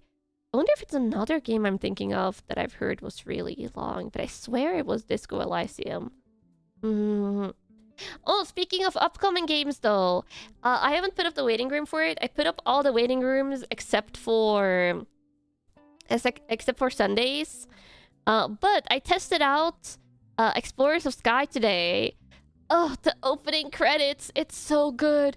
The pixel art is so good. I'm so looking forward to Explorers of Sky, Camels. I'm really, really looking forward to it. It's I was just sitting there watching the opening earlier, and I was going like, the nostalgia and the cutscenes, like the cutscenes they show in the opening, they're so good. It's on the Switch too? No, it is not. Don't worry about it. 気にしないでください. Please don't worry about it. Looking forward to it? You want to see what the hype is about? Yeah. I have one question though, Camels. Because this is quite a dialogue heavy game if I remember correctly. And I'm pretty sure it doesn't have voice acting, right? I don't remember it having voice acting. Pokemon games generally don't have voice acting. The thing is, when I watched playthroughs of Pokemon games back in the day, like this is like pre-VTubing, like in Let's Playing days, I used to sometimes watch like people that would do voice acting while reading out the dialogue. And I've made quite a conscious choice to not do that because there was a couple of times I would find like a playthrough of a Pokemon game I've enjoyed, but then I would hate a couple of like the quote-unquote voices that the person would be doing for the characters. But do you guys want me to try and do like a tiny bit of like voicing for Pokemon Explorers of Sky? It might be really cursed though because I can't voice act, or like I feel I can't voice act. You think you love all the voices that I do? That's because I feel like I haven't tried doing it before. The most comfortable option for me. Give me your real like what do you call it? Do it. It's up to me. Give my best Professor Oak impression. No. Give me your real opinion, Cobbles. Would I be able to hold it up for the entire playthrough? I mean, we would see. We'll see. Like, maybe I'll just try and, like, read the dialogue with, like, a little bit of emotion. Hmm. You want to hear my Viking Kanna cadence? Maybe I'll choose a character and I'll read out their dialogue as Viking Kanna. I'll speak all their lines like this, and it will be very cursed. It will be the Valley Girl Viking Kanna, as you guys call it. That's the only voice I can do reliably, I feel like. It can be fun for some dialogue. Don't strain my voice much. Yeah, I could maybe do it for a couple of characters. Whoever I do that for, you're not going to be able to take them seriously, though. So I gotta pick, like, a goofy character. I can hold that voice for entire series? I mean, if it's only, like, 1 or 2 characters, yeah, probably. Don't strain my voice. That's not a strain, Combos. I'm not straining my voice. Don't worry. I think you guys underestimate what my voice can take. It's only with the ASMR I gotta be careful, I think. But we'll see. I'll do my best. I was thinking about it because I was remembering when I was watching, like, those old Pokemon playthroughs, and I think this is like one, like, if you take away Pokopia, which is a little bit different, Pokopia isn't, like, extremely dialogue heavy.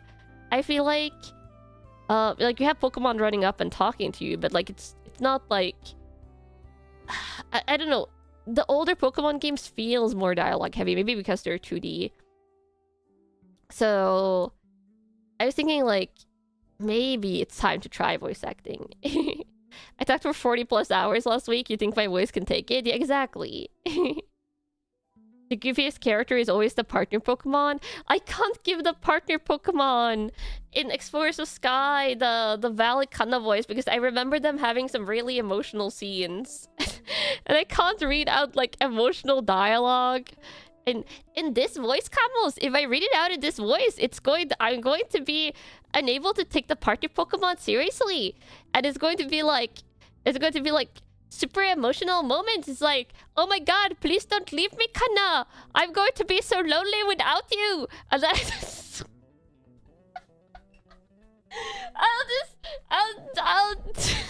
I'll just break out laughing instead of crying. I'll pick someone, okay? I think if I remember correctly, there were some more goofy side characters.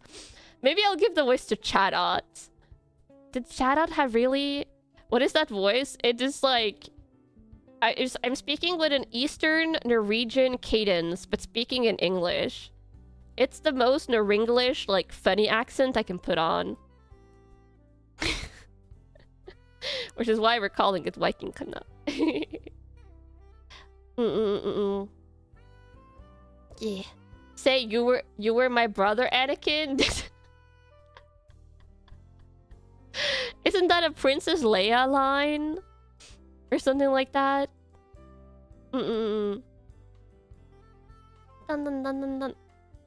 You'll have one Viking Valley Girl Kanna on the go, please. Wow. There was one Norwegian character in Pluribus that sounded exactly like that. Yeah, exactly. It's like a Norwegian accent that exists, or one that, like, Norwegians put on. Oh, it's an Obi-Wan line. Oh, yeah. Oh, no, I was thinking of Luke. I was thinking of Luke and Leia. Not Anakin. It's an Obi-Wan line after he kind of bodies Anakin. Oh, is it after he, like, leaves him for dead in the fiery place? The lava? If so, that's kind of dark, couples. That's kind of dark. What kind of darkness do you want me to get into? Oh, it is that. It's around then. Oh my god. That's maybe too dark. I have the high ground. Hi. If you're dropping in. Oh. Tumble yarn. This yarn wants to go all over the place today.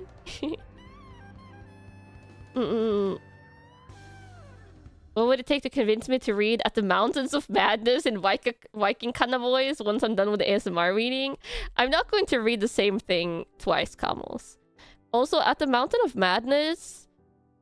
It takes quite a bit to read. Like, it's quite time-consuming.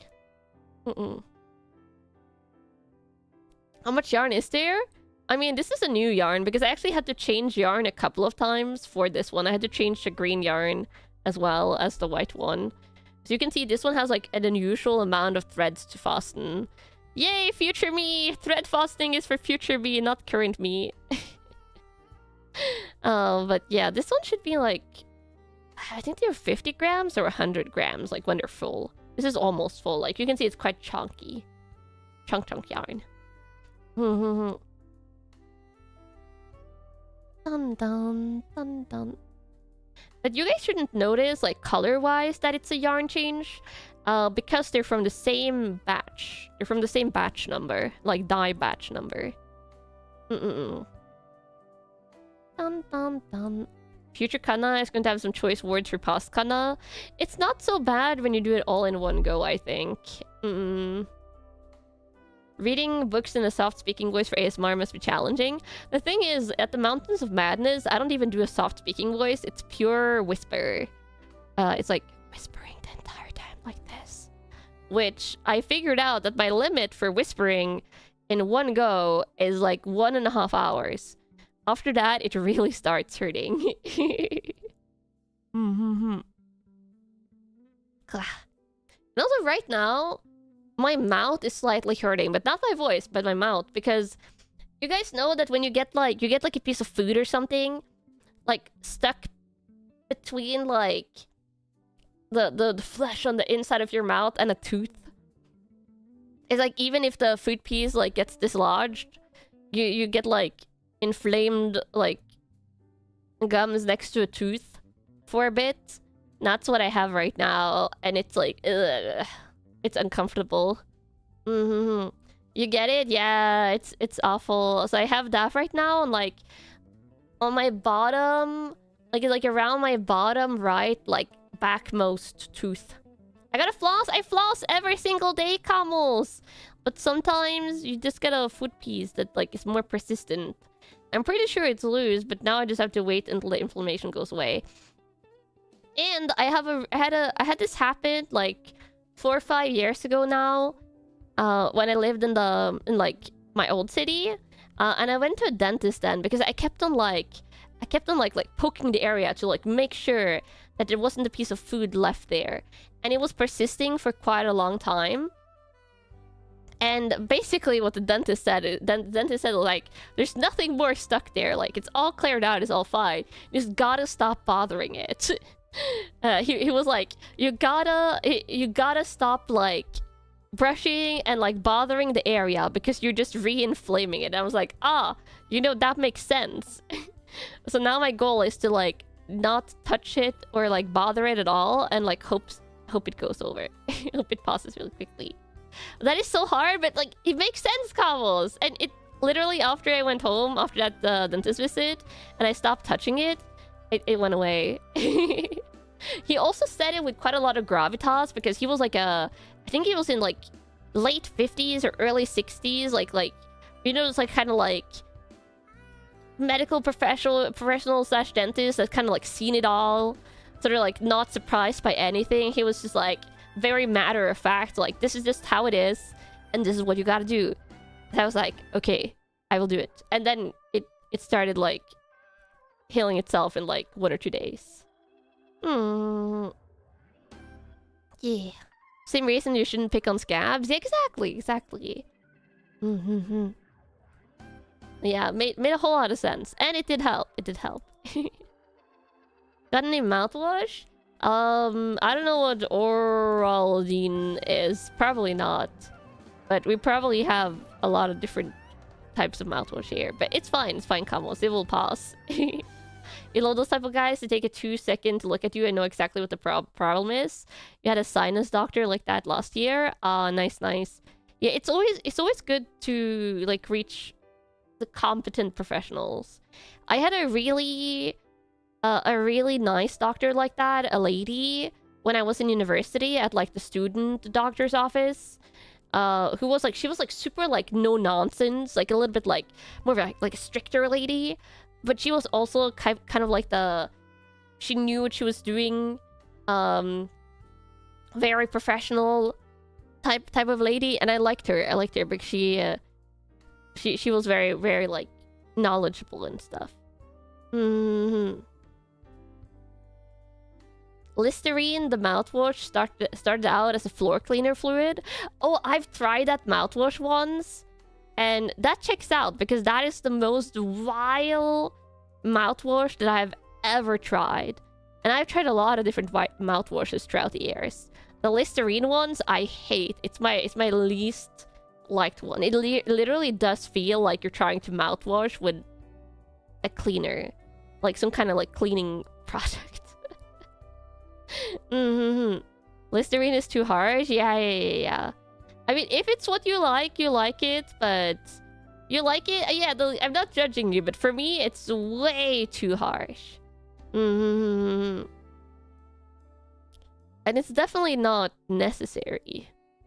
I remember when I was a kid, we would get like you could buy like non-branded mouthwashes at the dentist. Like it would literally like be like a huge white bottle that like didn't have any brands on it or stuff like that, and it was just like a fluoride mouthwash, and those are super mild. I remember, like super inoffensive, super mild, but it was literally just like super cheap non-branded mouthwash that you can get at the dentist's office. The burn means it's working. It doesn't need to burn. It doesn't need to burn, cows. You keep it on hand if you need something strong. Ah, I see. 3, 6. Oh wait. 1, 2, 3, 4, 5, 6. Oh god, it's so trippy to count these because they're right next to each other. 1, 2, 3, 4, 5, 6, 7, 8, 9, 10. Oh, this is the final round. Okay, I see. If it doesn't hurt, it doesn't work. It doesn't need to hurt, Camels.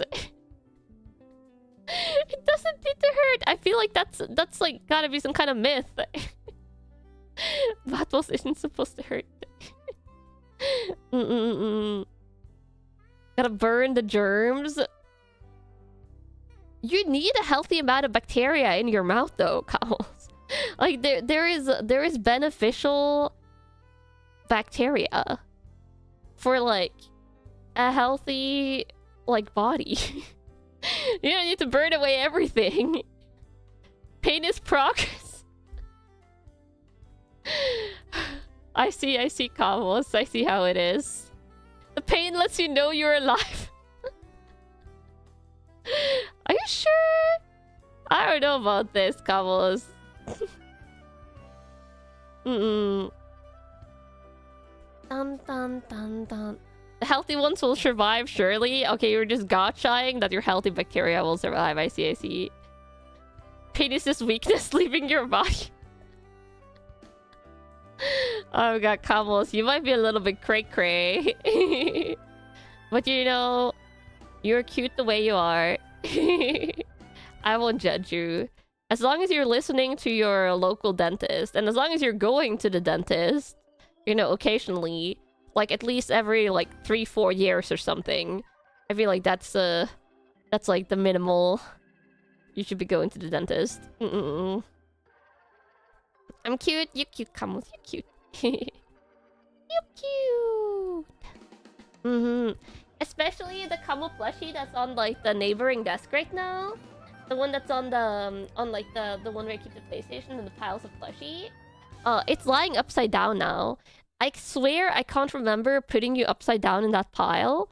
So I feel like the kitty cats might have toppled him over. And I don't want to move him because he looks really, really funny like that. You have a dentist visit in a couple of weeks? Oh my god, good luck. You always gone twice a year? Yeah, twice a year is not necessarily bad either. It's been over 12 years since you were at the dentist. Oh, you might want to go. Or maybe at that point you don't want to go because you don't want to know the results. You go every 6 months since your job gives you insurance for dental. Ah, nice. Haven't been to a dentist in well over 10 years. Okay, Camels, 10-year Camels. The Camels that are over 10 years, you might want to consider going. You know, just to make sure you don't have cavities. You've never been to a dentist. Oh my god, please go at least once. Please go at least once. You want to go, but the queue in your city for dentists is... There's a 7-month wait list? That's crazy. You haven't been in a while because the local dentist is... ... You can't use those words in polite company. Whoa. Some people are lucky and really don't need that much dental care if you have a good hygiene, but you do want to go because you almost certainly have cavities. Yeah, like teeth wear down a little bit over time. I'm among those unlucky that I tend to get a little bit more like plaque buildup than I feel like is average. But I just go and get a cleaning and it's fine. Okay, now I need to count. 1, 2, 3, 4, 5, 6, 7, 8. I need to count to 8 a lot this round. Better preventative than having to pay for a dentist to fix things after the fact. Yeah. Dentists can be expensive if they have to fix a lot of stuff, I think. 6, 7, 8.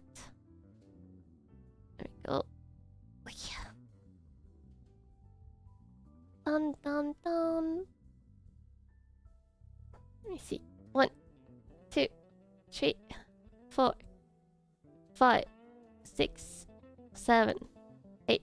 This is where I start reducing. Like you can see, I'm taking two on a row here. Gotta schedule an appointment when work slows down. What I think is nice with a dentist and doctor's appointment is that you can schedule like way ahead of time. Unless you're like the unlucky camel that live in the place that has like a 7-month wait list. Usually what I will do is I will call the dentist and like schedule something like 2 months from when I'm calling, because then they usually let you pick and choose like the day and time. I don't like scheduling like 2 weeks to like a month in advance, because then usually they don't let you pick as much. Okay, 5, 6, 7, 8. 7 months is diabolical, yeah. 2 months you would forget. Like when you do the schedule, you give yourself like put an alarm on your phone the same day that like goes off like 3 days or a week ahead of time, and then you put on an alarm that goes off the same day, because you can schedule alarms for specific days.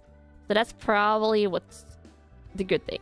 And a lot of places, like at least in Norway, doctor's offices and dentists will send you a reminder text message either 2 or 3 days ahead of time usually. You schedule however far out your preferred time is. Yeah, exactly.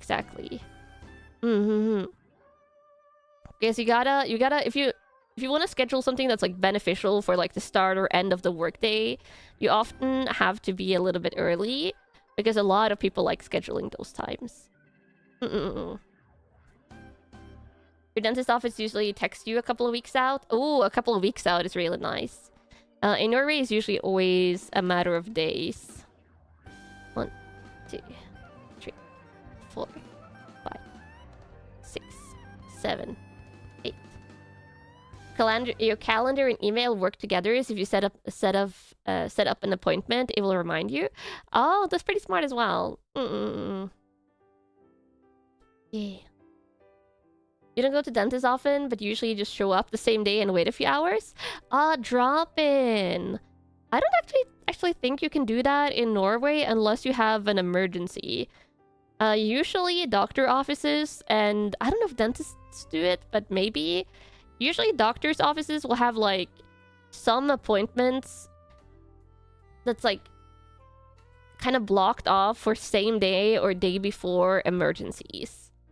What am I needing? I'm needing a beanie. That's for emergencies only in your experience? Yeah. But in Norway, you can't do drop-in for minor stuff. Like if you're just like, I want to discuss this like weirdly shaped mole or something. Like you want to get a mole looked at, or if you just want to take like blood test levels because of like your diet being restricted or stuff like that. The things that aren't an emergency, you can't do drop-ins for. You don't think you've ever seen a drop-in at a dentist? Yeah, I haven't seen that at a dentist in Norway. Your clinic does walk-ins for everything? Oh, that's really nice. The one place I do see drop-ins happen in Norway, though, is like, oh, what you call hairdressers do drop-ins here. But that's pretty common, I'm assuming. Though you usually won't get to pick a hairdresser then. So if you're going to a place that has multiple hairdressers and you have a favorite because you've been there before, then you 100% want to book an appointment. If you're fine with whoever cutting your hair, then you can do a walk-in. And I usually always book an appointment because I'm slightly, not super picky, but I'm slightly picky when it comes to hairdressers. Yeah. The gotcha haircut? Yeah.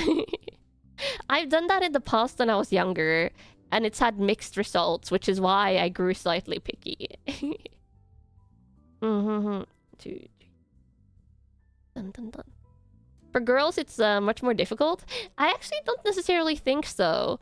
Because in my experience, or at least the hair salons that I've gone to in the past, usually all the hairdressers, or almost all of them, will have like a specialization in female haircuts. But they will only have a couple of hairdressers that are like specialized in men's haircuts. Like they might have like sub-specializations in like hair coloring or like more fancy stuff like that. But if you're only going in for a haircut and you're not getting anything fancy done, then most of the hairdressers will be just fine. Haven't cut your hair in like 3 years? I mean, I don't usually go that often as well, like once a year at most. But it's not unusual for me to take like 2 years in between hairdresser's appointment because I usually just get my hair cut. I don't do anything fancy at the hairdressers. Except for a couple of times in the past where I've gotten my hair dyed, but currently I just have my natural color. Men's haircut don't take that much skill though. I mean, that depends on what you're getting done. If you want some kind of like fancy, like probably like fade shaving or stuff like that, like fades or stuff, then you probably want someone that's more skilled. Most of us aren't that picky, yeah. Yeah, I'm very much not that picky at the hairdressers myself. Though, I do like just going based on personality for the hairdresser. Because since I do get my hair cut like so rarely, I want it to be someone that can like do a nice haircut in the way that you want. You learned to cut your own hair since you got tired of waiting an eternity to go to someone for a haircut? Ah, smart. You just tell the hairdresser to do it like it's currently is, but shorter. Ah, yeah, that's most often what I do as well. I don't get anything fancy done. And I usually, because of my allergies, I usually nowadays refuse to let them put any product in my hair. But somehow, without fail, I gotta shower like the second I get back from the hairdressers, because just being in a hair salon has so many like products floating around the air that if I don't shower at once when I get home, I end up getting bad reactions. So hairdressers are kind of a minefield for me. What kind of personality do I look for in my hairdresser? Just nice and amicable. And you would think that people in a profession like a hairdresser would always be nice and amicable, but that is not the case. Yeah. Imagine all the sprays add up. Yeah. And like hair coloring chemicals, like just a lot of like things in the air.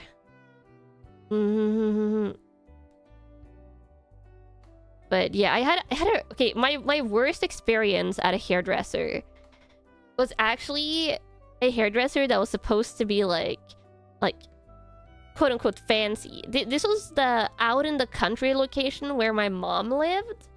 So this was the year I think I lived at home for my master's degree. And there wasn't a lot of options for hairdressers because it was out in the country. Kind of like where I live now, there's not a lot of options, but the options that I do have seem nice. But there was like I think like 2 real options there, and one of them was owned by a lady that was like, I think had worked at a fancy hairdresser salon in the capital. Like she had worked in Oslo, I think, or something, or one of the other bigger cities at a more like reputable, like fancy salon. So she had a very good reputation. And she ran like a little hairdresser salon slash like hairdresser salon stuff store. Like, because usually hairdressers sell things like fancy shampoos and hair conditioners and hair products and yeah, like adjacent stuff. That's the case for I think almost every single hairdresser I've been in. But I went to her, like I booked an appointment, and I went to her because I didn't want to have to travel to a different city just to get a haircut. And it was okay at the start. Like she was like, I know sometimes you talk with someone and you're just like, this is not my type of person. Like you can tell you like this is not the type of person you would vibe with, like outside of a like a setting like a hairdresser's, for example. But she was like decently okay. She was too opinionated about my hair, which is always a concern. Like I know how I like my hair, and I don't like it when a hairdresser starts pushing back with their own ideas. Which, it's fine if they do like a suggestion like, oh, should we do it like this? And you go like yes or no, like, because sometimes their suggestion is nice. But she was like pushy. That was like the first like warning sign. Not the backseating? Yeah. I think she did end up like putting some of her ideas into practice, and I didn't like the results, but it's also hair, it grows out, so it's not, you know, it's not panic worthy. But what really drove me insane is that she left me in the middle of the appointment, like in the middle of cutting my hair. There was like a customer that came into the store. I was going to buy something, like some hair products or something, and she stood there and chatted with them for 20 minutes. I'm not exaggerating. I know, because I had to like check my phone after a while, and I was like, this is taking a long time. And I was like, how can you like just leave someone that's you're mid cutting someone's hair and you'll leave for like 20-25 minutes before she came back and continued. And she didn't even say sorry. She wasn't like, oh, sorry that took so long. She was just like, oh, now we're back to cutting your hair. That's wild. Yeah. So that's like that I was so I didn't tell her, but I was so mad when I finished. I was like, never going here again. Good strat to lose customers. Yeah, I found that. Oh, I have been to a hairdresser in my new town, but I think I'm going to try another one next time. Not because I disliked the one I went to, but it wasn't like a hairdresser I like love. So I want to try another one and see if I like them better. If not, I'll go back to the first one. I did have a hairdresser that I really liked in the last town I lived in. I still only go there like once every like 1 year or every second year. But she was really nice. She was really, really nice. Yeah. 1-star Google review. I didn't leave any reviews or stuff, but I carry that grudge inside of me. And I did tell my mom. I told my mom like the second I got home, because again, that was like the year I lived with my mom during my master's degree. So I told her the second I was like, she was not good. She was not good. It's like, I would rather travel to another city to get my hair cut. And I think I didn't end up getting my hair cut until like I literally did live in another city. I had another really unfortunate case at a hairdresser's where I ended up staying at the hairdresser's for I think 5+ hours. Yeah, it was really tiresome. And that one was the 1 year I lived in Bergen, and the hairdresser was in a shopping mall, and it ended up taking so long that the shopping mall closed down half an hour before I left. But I think did I tell you guys about that before? I might have told you guys about that.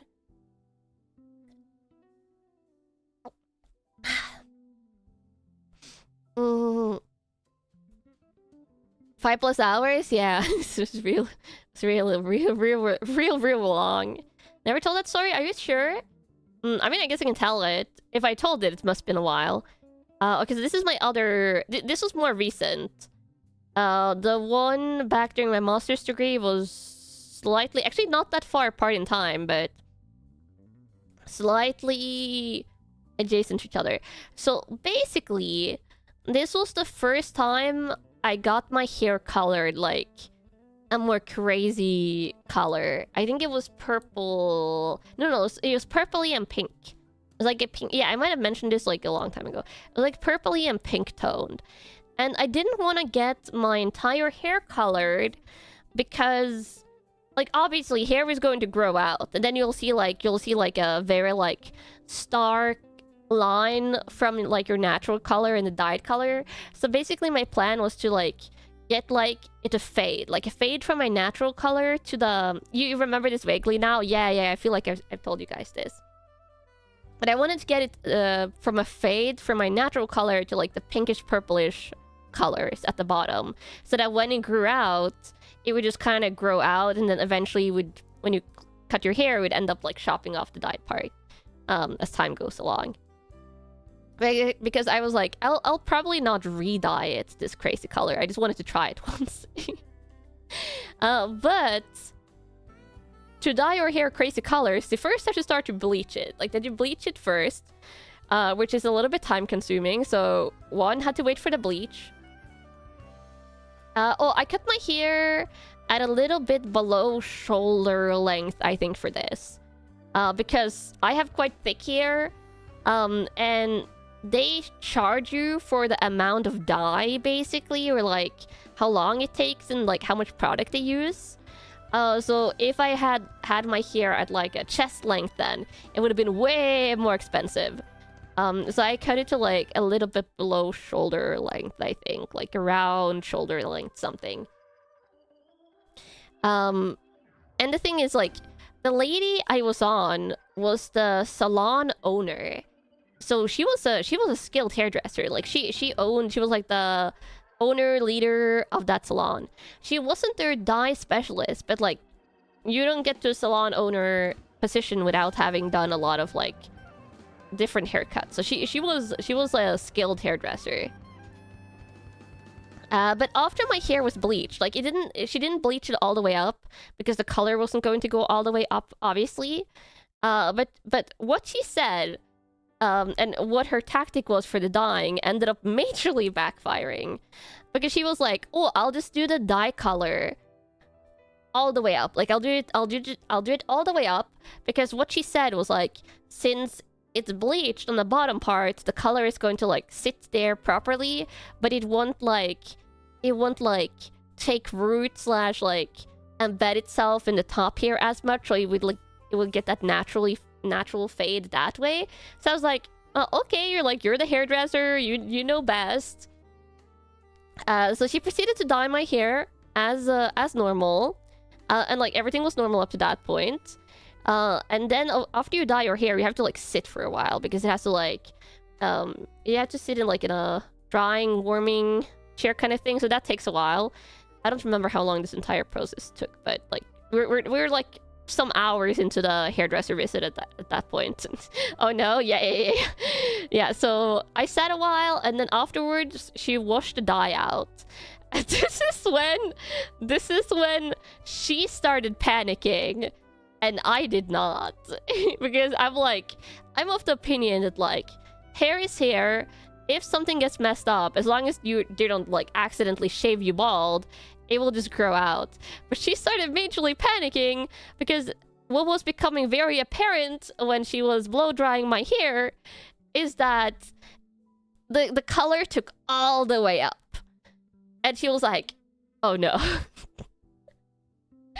She was like, oh no. And I was like, yeah, this is kind of not what the intended thing was. I was sitting there being like, yeah, this is a little bit different than what I thought. And she was like, oh no. And basically what happened is that the part that wasn't bleached basically took the color in as well, or like almost as well as the bleach part. So instead of having like a gradient that went down to like pinkish purpley tones, my entire hair was like pinkish purpley tones. And it was also a little bit more red than it was going to be. So it was like bright red pink. All of my hair. And I was like, and she was like, I'm going to fix this. Because, again, I've never seen a hairdresser or, like, a person in, like, a service profession, like, panic this heavily on their job. And I think she was, like, really embarrassed that she messed up. So she was like, I'm going to fix this. So she had to dye my hair a second time, where she basically had to dye the top part of my hair the color that was close to my natural hair color. And then she had to like dye the bottom part of my hair, I think a little bit more like pinkish purplish. So she had to dye my hair twice, and then I had to like sit there through like the drying procedure again, and like this again took a lot of time. So by the time I was finished, the entire shopping mall was shut down. And like all the entrances was closed and stuff. I think it was like took like until half an hour plus after closing. And it would have been astronomical expensive. Like the price would have been like hundreds of dollars more expensive than what I paid. I did end up paying like I think around $300 plus $400. Like getting your hair dyed is expensive if you have to bleach it and then also dye it. And again, I have thick hair, so it uses like way more hair dye than if you have thin hair. But it would have probably cost like $700 plus for all the products that she used. But she was like, I'm not going to make you pay for my mistake, which I feel like also was very correct, because she did mess up. I did say before she like decided to dye the top part as well, I was like, are you sure it will work that way? And she was like, yeah. You dyed your hair for cosplay once and it was $300. Yeah. Dyeing your hair, I think even when it's short, is really expensive. My older sister used to dye her hair for years, and she did it at home. I think the first time she did it at a hairdresser, but she learned how to do it at home because it's way cheaper.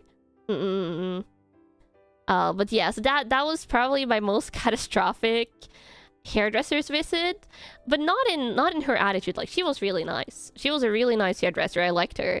She just basically messed up on the dyeing of it.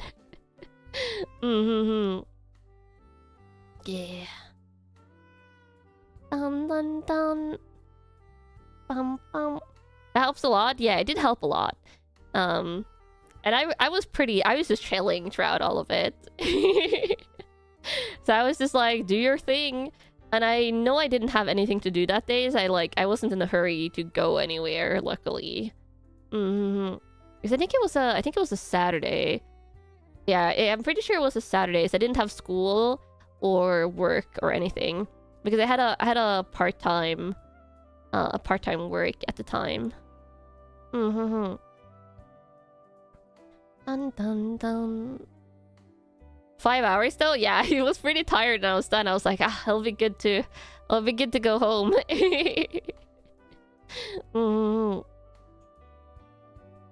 But yeah, that was an experience. Dun, dun, dun, dun, dun. Usually when I go to the hairdresser, it takes like half an hour max, because I only get my hair trimmed nowadays. How long does it take usually? Oh yeah, usually it takes like 30 minutes max for me at the hairdressers, because I come in, I go like chop like this much of my hair, and like I was like, don't do anything fancy, just chop off the length. Of course, like make it like neat and stuff, but that's what I get them to do. Your new hair stuff can be so eventful. Yeah, the second you bring in hair dyes, that's when it starts becoming like a chemical lab, literally. Like it's like chemistry back in school. Bum bum bum bum bum bum bum. Oh no, I know a lot of girls are chill about their hair. Like, I feel like when you see hairdressing stuff in movies and TV shows, they often show like people being really dramatic or really high strung. But honestly, most people I've seen at a hairdresser, like just the people you see around you, everyone seems very chill. I don't think I've seen anyone have like a meltdown at a hairdresser's. Yeah. Dun, dun, dun, dun, dun, dun, dun. Oh, talking about people you know? I see. All the people that I know are very, very chill, though, I think. Oh, Yasumi, night, sleeping camels. Hope you get some good sleep. Also, I took a nap before stream. It is the worst nap that I have ever taken, camels. I took the worst, like, 1 hour nap of my life. I should have just given up. But I persisted because as I lay down to take a nap, I hear my neighbors outside talking and then like noises. I think one of them was using like one of those like pressure washers to like wash rocks and stuff like off the pavement outside, which is really nice that the neighbors do kind of like upkeep work outside, so I don't have to. But it was also like the one doing the work was yapping with one of the other neighbors for like 20 minutes. And I'm pretty sure like I didn't like look closely outside. I took a peek outside my window, outside my curtain, but I think it was my upstairs neighbor Chan and one of the other old ladies that lives in one of the other units that's a little bit farther away from mine. And both of those, when they are together, they are yappers. they're like both of them are like anything from late 50s to early 70s, I want to say. I can't pin down their ages. They're like both like older single ladies. I'm pretty sure they both live alone. I know upstairs like neighbor Chan for sure lives alone, and I'm pretty sure the other ladies does as well. But every time they meet up, they yap so much. The background noise can be soothing white noise though. This was like just the level of voices though, where you feel like you can make out the words, but you can't. So your brain starts trying to focus on what they're saying. They're both single, yeah, they're both single. And they're very, very, very strong chatters. So they were out there for like 20 minutes chatting, and then also like I was hearing like pressure washing going on and off. And after they stopped yapping, I was like, finally I can sleep peacefully. But then the pressure washing sound was like still bothering me for a bit. So I probably got like 20 minutes of sleep total. But I was like, I'm getting this nap. I'm getting this nap in. But yeah, I fear those two.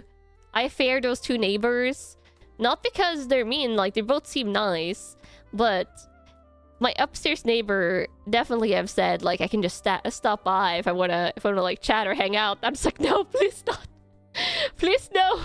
I was on that one like neighbor apartment building association building or meeting, whatever you want to call it, like shortly after I moved in, and they talked for so long about like grass upkeep and trash sorting and just like yapping / bickering, and I wanted to leave so badly. I was like, no. Like an HOA, yeah, it's like a mini HOA here. It's not a proper HOA, but like a mini one. Because as you guys know, if I want to get something exterior on my apartment changed, I have to have the approval of the other apartment units. But the interior stuff I can change however I want. So it's like a mini HOA because it's an apartment building. Yeah. And if you live alone and there's like an apartment like everyone is supposed to be there meeting, it's not 100% mandatory, but you should be there because it's things that concern the apartment building might be decided. And it's a majority vote. So let's say there's 10 units and 6 people show up and they all vote for something, then it will pass. So if you're not there, like let's say you're one of the 4 people that doesn't show up, then the other 6 could decide something that will affect you. So that's why I don't think I would ever skip one of those meetings, because I don't want there to suddenly be like any like big changes done that I don't know about. Your vote counts? Yeah. Exactly. What is stuff that gets voted on? It could get voted on. Like there's this is quite common in Norway. That if you live in an apartment unit, there's like monthly fees. Because the apartment unit goes together to pay for stuff like internet subscriptions, or renovation fees, like trash collection, because there's like a joint like trash bins. So every unit doesn't have their own trash bins, but like there's joint like bigger ones, and you get a better deal on internet usually when you all pay for it together. Like you get like a group deal. So let's say they want to like make changes to something there, then you can suddenly get higher monthly fees, and you don't like you're not part of deciding like what or why. So if something gets added that adds up monthly fees or stuff like that, it would need to be voted on. So I'm quite happy with like how things currently are here. So I don't want them to. You call it communal fee where you are? Yeah, it's like it's called felleskostnader, I think it's what it's called, which basically translates to like communal fee. So yeah, it's a system like that. So it's important meetings to be in, but wow, those ladies could yap. I do think the other people in the meeting was also being like wanted to hurry them along, but you can't always do that politely. There we go. It's starting to reach the harder part of the beanie here. Could I leave early? Would that be rude? Oh, that would be rude. That would be rude. Those types of meetings, it would definitely be rude to leave early. You could make an excuse. But I think that one was on a Saturday. So it's like, there's a limited amount of like valid excuses you could have. Rude if you don't have a reason? Yeah. Let's see. So I was just drinking water from a glass and being like, like nod and smile type of thing. Making agreement noises occasionally. Dun, dun, dun, dun, dun. The classic, yeah, the classic. Okay,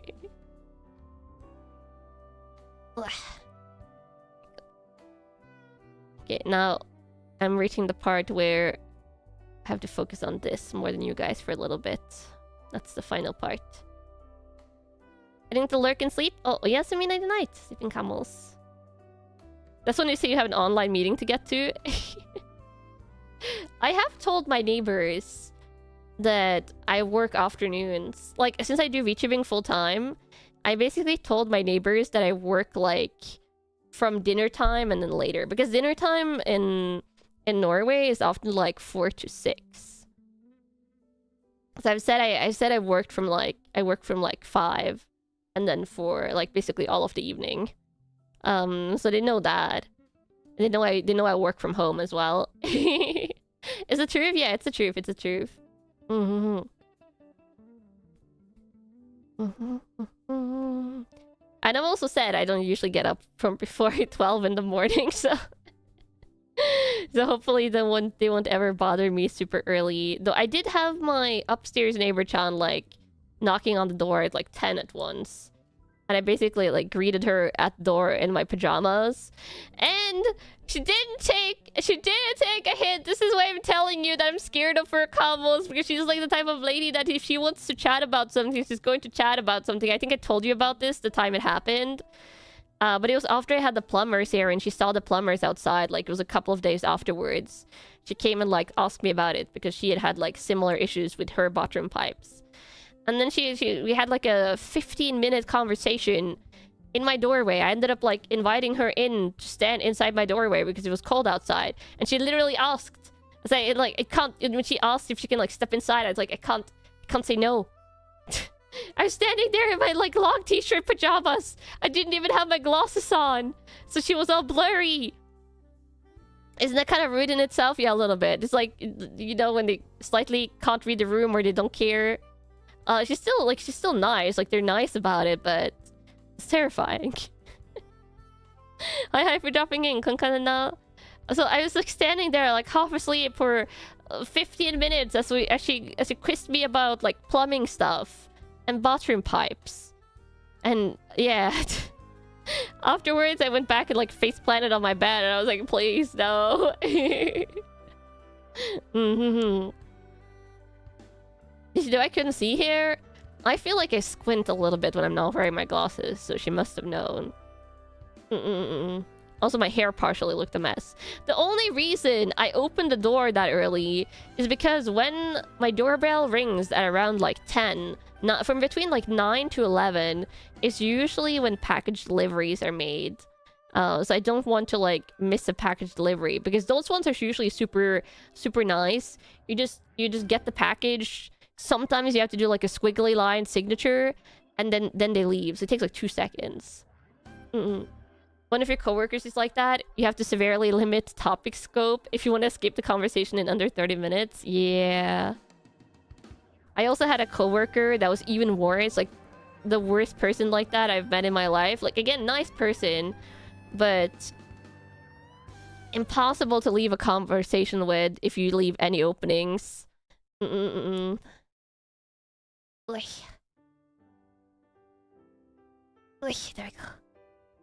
And I'm not, like... If it's, like, with other VTubers or friends, it's different. But I'm not one for, like, huge amounts of small talk with people I barely know. A lot of your coworkers are like that. You need to get the answer within 5 minutes. Otherwise, it's an hour. Yeah. They changed the delivery system where you are. You just need to give your identification number, and that's all. Often you don't even have to give, like, ID or identification number here for packages. They just, like, want a squiggly line signature. Or a lot of the times to drop it outside the door. Which is literally, like, when I got these cards earlier, I got a text message. I didn't notice the text message for 1.5 hours. And then I saw it, and it said, like, package delivered outside your door. And I was like, whoa! And I just went to my door, and there it was. Which is my favorite type of package. The ones you have to do absolutely nothing other than just, like, go and pick it up. Dropped or catapulted? I don't think I've ever seen a package been yeeted. Like, they usually, like... this one was very nicely placed, like, just, like, flush against the wall. Nicely placed. And, like, just, like, next to the door jamb. So when you open the door, it was, like, right there. And also, this was DHL. This is insane combos. DHL is speed. This package was, like, shipped less than a week ago. I don't quite know where it's shipped from. I think they ship it from Japan. And DHL is just speed. I don't know what they feed their drivers or what they feed their vehicles, but they must be feeding it with some kind of, like, rocket fuel. Because when I send a package to Poco, or when Poco sends a letter to me, it takes, like, weeks and weeks. Like, Norway to Sweden, it's neighboring countries. Weeks and weeks and weeks and weeks before stuff arrive often. But DHL is just like, swoop! DHL has always been the fastest for you? Yeah. Super quick. Not feeding their drivers rocket fuel, the cars. The cars must run on rocket fuel. Or airplanes, because they're probably shipping things by air as well, I'm assuming. Okay, one more. Oh, God, this is getting so tight. Like, you can see how tight the stitches are getting now. Oh, is my camera... Oh, my camera is... It's done the thing again, where it lags a little bit. Like, let me fix this. I think if I... This is what happened last time. Task manager. I'm going to shut the camera down. Give me a second. And task. There we go. If you see that, just let me know right away. Just tell me like, Kanna, camera lag. Camera lag.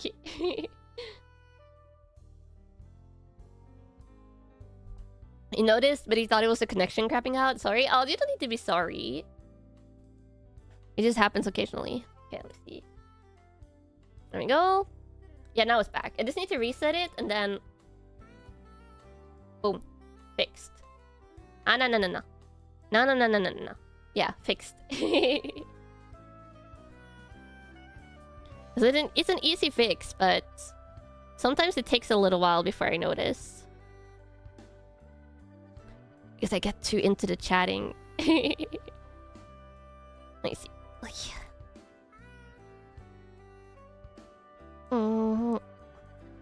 Can I get a Ring doorbell or something similar? Possibly, but I don't want to.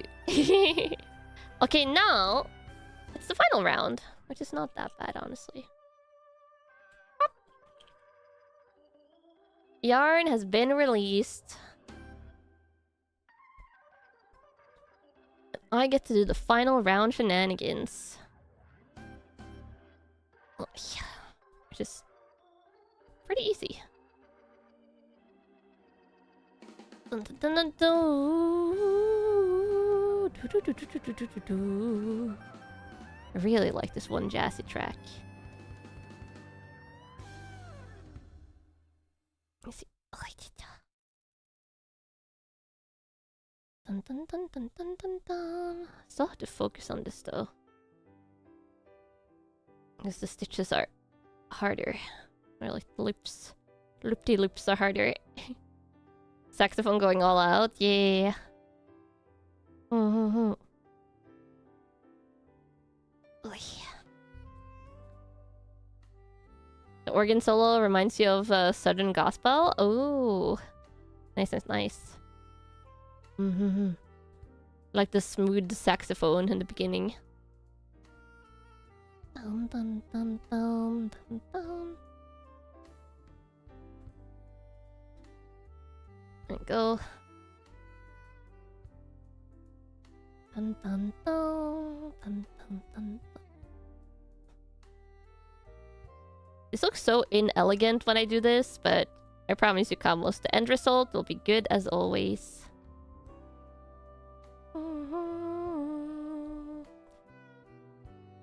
I'm considering scheduling a members handcam in the future for all the thread fastening.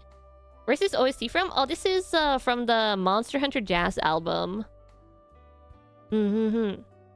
Highly recommend it. It's really good.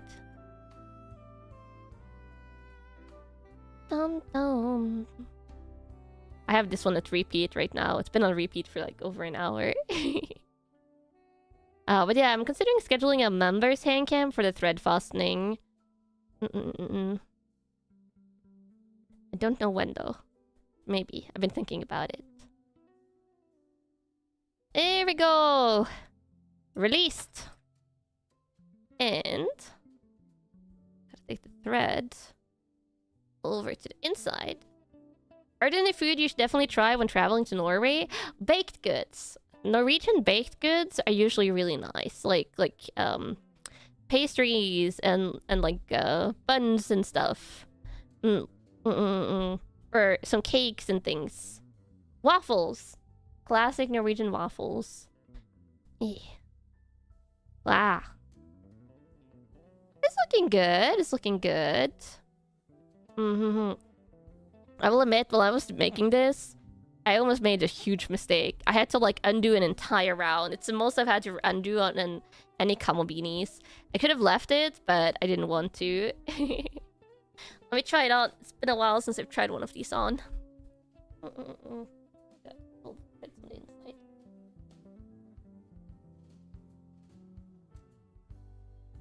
Yeah, this still fits me. Just hope it fits all of you camos because my head might be... maybe it's smaller. I don't know. The part that's definitely the... let's take off my glasses.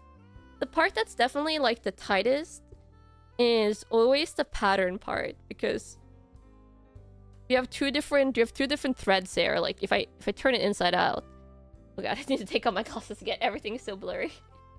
There we go. If I take it inside out, you see like here it's of course like a singular thread. Here it's a singular one, but this part has double. It has double thread, and it doesn't like stretch as much. You wouldn't want to ruin it. You probably put it on a plushie. No, it's for wearing as well, Kamos. But I will say it's not. This is not for like icy winter weather. This is more like if you have like fall weather or mild windy weather, because it's not like super. It's not super thick, as you can see. It's like a thinner one.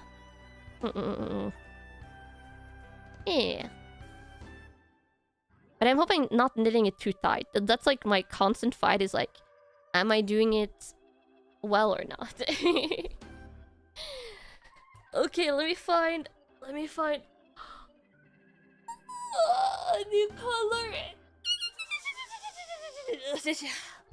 A new color.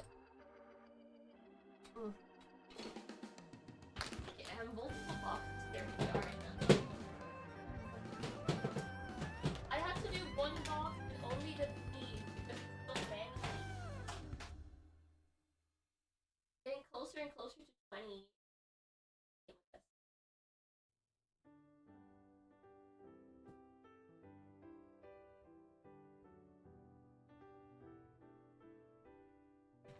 Maybe I can show you guys the box. Ugh. There we go. There's beanies. There's one end of the box. It's like a big like plastic like little like, storage box. And then it's just that I have to turn it around to show the other side. The other side. So how many are there? 1, 2, 3, 4, 5, 6, 7, 8. No. 1, 2, 3, 4, 5, 6, 7, 8, 9, 10, 11, 12, 13, 14, 15, 16, 17. 17 now! And there's two that are dark blue but almost the same color. 2 blue ones that are almost the same color. And there's 2 green ones that are the same color now. Are they all for me? No, these are for birthday merch here.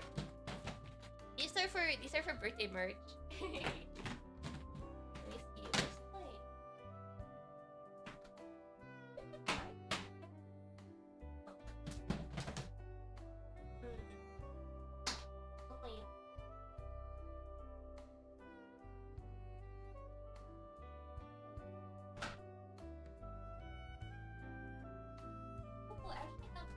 Oh, that would be a nice combo too.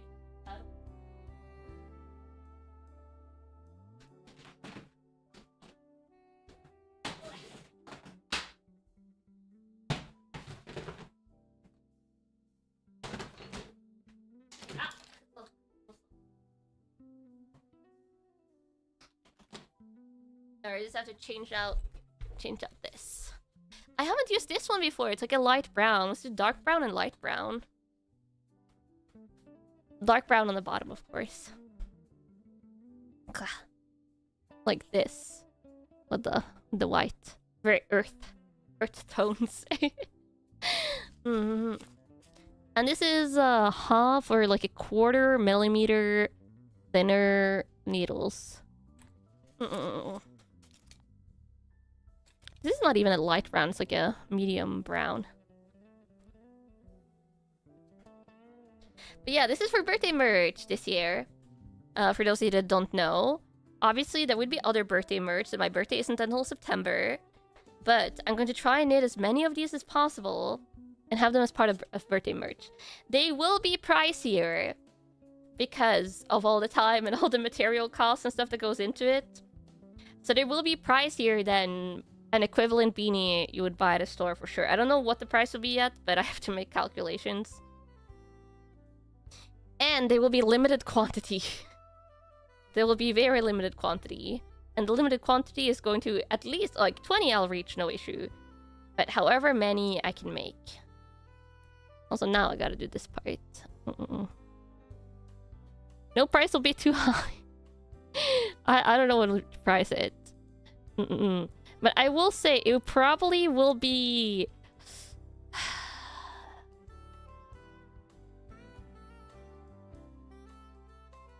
I want to say I don't think... Because the material cost alone, like... I'm also putting like the little like fluffy thingies on top. Which also I had to buy. And the yarn. And that's like pure material is already like a decent amount of dollars. And then I'll have to ship it to whoever I'll be doing the birthday merch with, which probably will be Glitch, but we'll see. For the beanies, like I gotta have someone that could like do the beanie sale for me. I just wanted like you guys to prepare yourself. I don't know. I don't know yet, but it will be a decent amount of price, which is why I want to like figure out the price sooner than later, so you guys can like prepare. Will the scarves be done before the birthday too? I hope so, but the thing is, like, if I take time to finish the Donaton scarves, then that would be less beanies. I'm like, but I want to do it still. I want to do the Donaton scarf still because I'm over halfway done with those. 1 million coins, not 1 million, not 1 million. Not 1 million. But how many weeks is it until my birthday? Like, if you like put away, if you want it, but you don't know like how much you'll have to spend on it, putting away like a tiny bit of money each week until the birthday. That is probably also a way to go about it. Yeah. Because how many weeks is it until my birthday? It's quite a bit.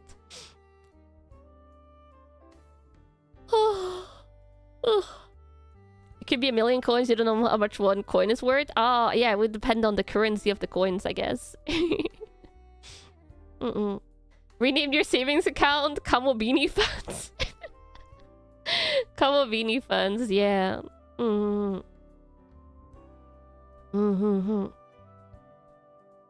Someday we can complete the Infinity Scarf plus Kamobini combo. Yeah. 24 weeks, do you think? Yeah. So that's quite a bit of weeks. 22 weeks until September. Ah, 22. Yeah.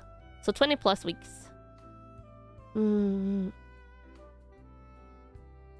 dun, dun, dun, dun. And then not that long until my anniversary as well, which I'm looking forward to. I don't know what to do yet, but we'll do something fun. I'm hoping I can have my 3D debut around then, but that also depends on like all my 3D stuff working. Bum,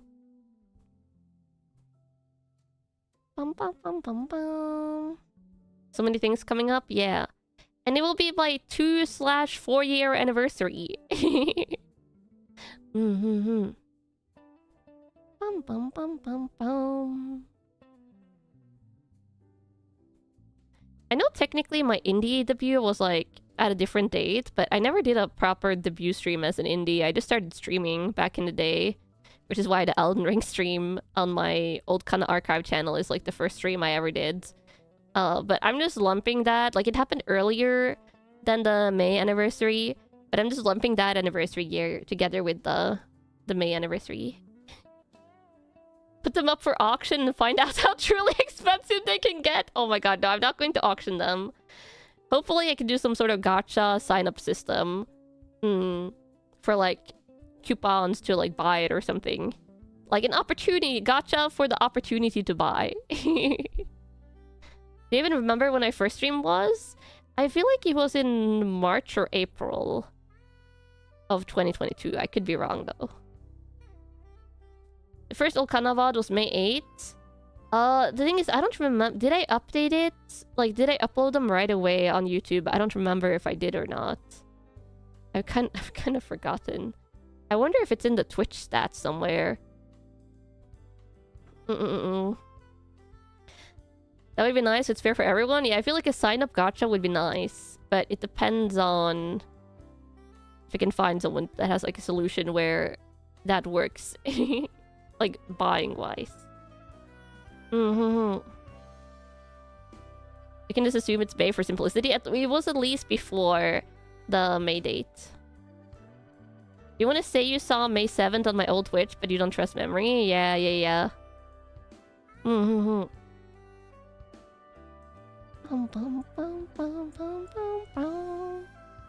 we go. What am I doing? I need 122 here. It's always so trippy. I'm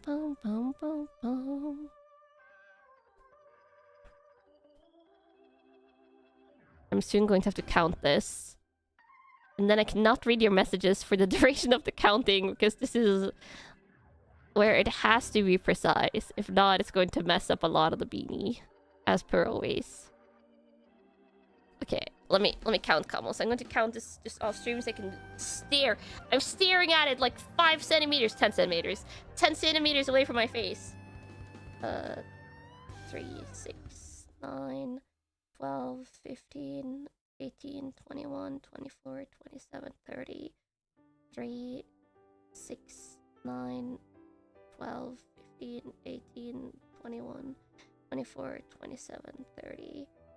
3, 6, 9, 12, 15, 18, 21, 24, 27, 30.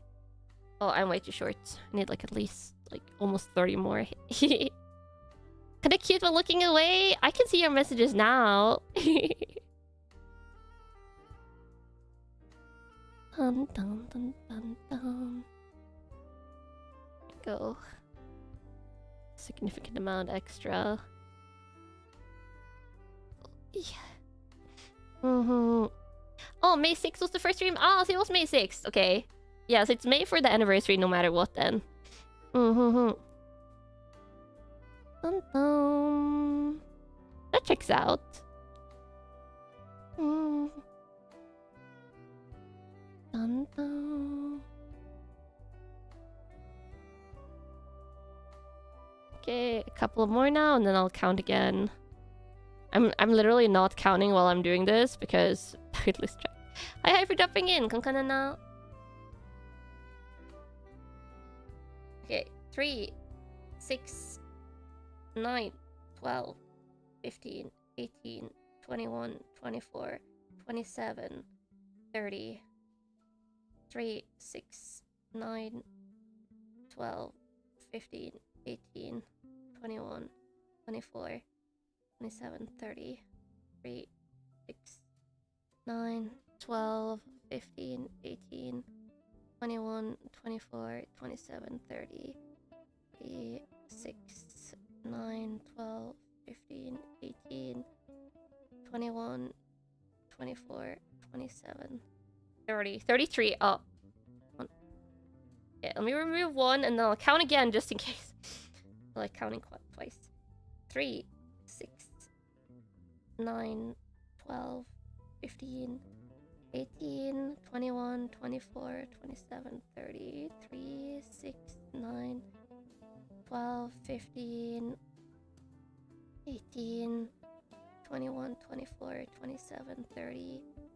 3, 6, 9, 12, 15, 18, 21, 24, 27, 30. 3, 6, 9, 12, 15, 18, 21, 24, 27, 32. Okay, perfect. And now to get rid of the excess threads, I'm gonna say 2. It's better to have a longer allowance than have too short of one. Like this is the excess thread that's going away. And then I'm going to like, and you see those little swirls? I'm just going to let the knitting, like I just hold it by the yarn and then like let everything get dangle down so it like unwinds itself. Because I don't want the thread to be twisted.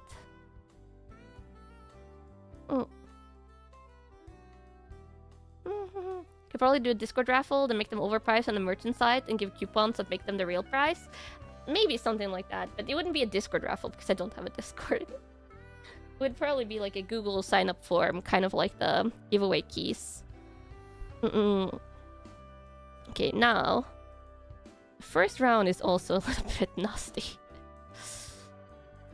I always hate the first round. First, this has to make sure nothing is twisted around itself. There we go. And the beginning bottom part of this is alternating right-wrong stitches. And sometimes I forget how you do the wrong stitches because you only do them at the beginning of the beanies. And they're also harder. Harder to get on! Ugh. Oh my god. Yeah. This one's being particularly and cooperative.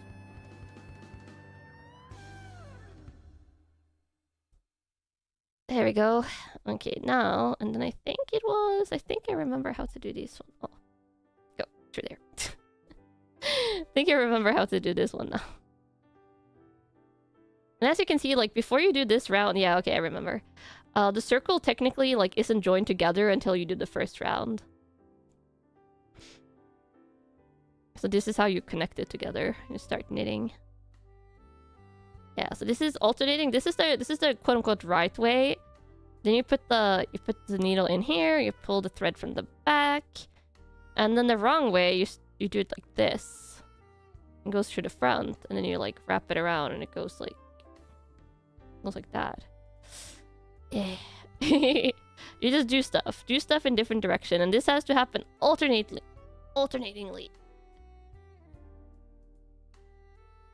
If you don't do it one by one, then the pattern is getting messed up. Hi, for dropping in, Kanna. I like doing this part off stream mostly because it takes more focus. I get the concept at least, yeah.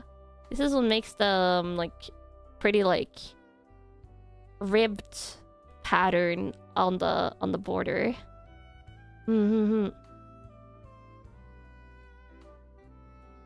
Dun dun dun dun dun dun. And the first part, like, it's the thing is like when you like make these loops, they're a little bit tighter, like on the first round. So it's like I have to fight more for room kind of deal. But after the first round, like the loops there are looser. You can kind of see them like these are tightly around the stick, these are looser around the stick. So from the second round on, it becomes easier. But on the first round, it's everything is a tighter fit. And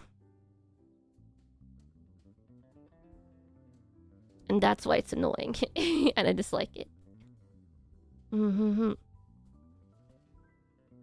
But it is what it is. And there's usually always like a part of the handicraft process that is troublesome. Usually, at least. Well, let me check my notes thingy if there's anything I wanted to chat about. Oh, a couple of things from Maros. Thank you to the Kamo who a couple of days ago. This Maro was in science. I don't know who it was, but thank you to the Kamo who let me know about the reverse Numa analysis bonus. This is something for reverse 1999.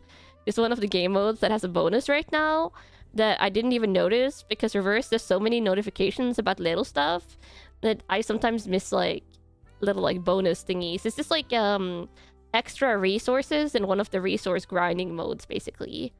Numa, it's written like Pneuma, I think. Pneuma.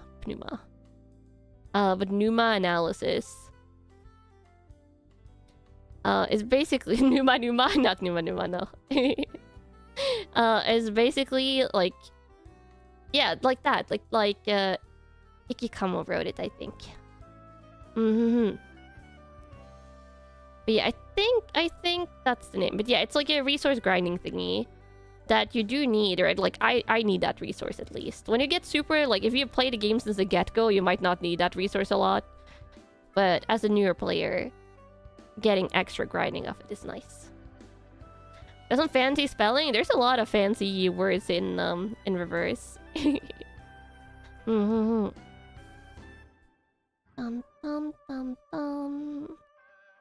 Oh, the Numa is related to the storm, which is like the main phenomenon that's happening in reverse that they're trying to research and stuff.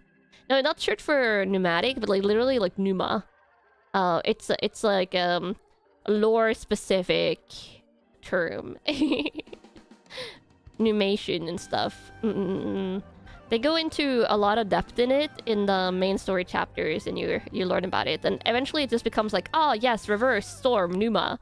Because one of those like game-specific terms. But yeah, so thank you to the Kamo who told me about that. Oh, and then I also got I also got Amaro asking about if I have any like requests art-wise, like any type of like concepts or stuff I want from like art. And as you have rightfully been suspecting, which this Maro mentioned as well, I think I haven't been commissioning a lot of art myself.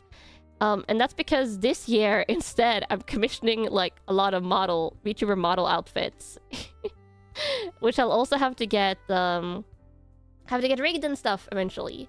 Yeah.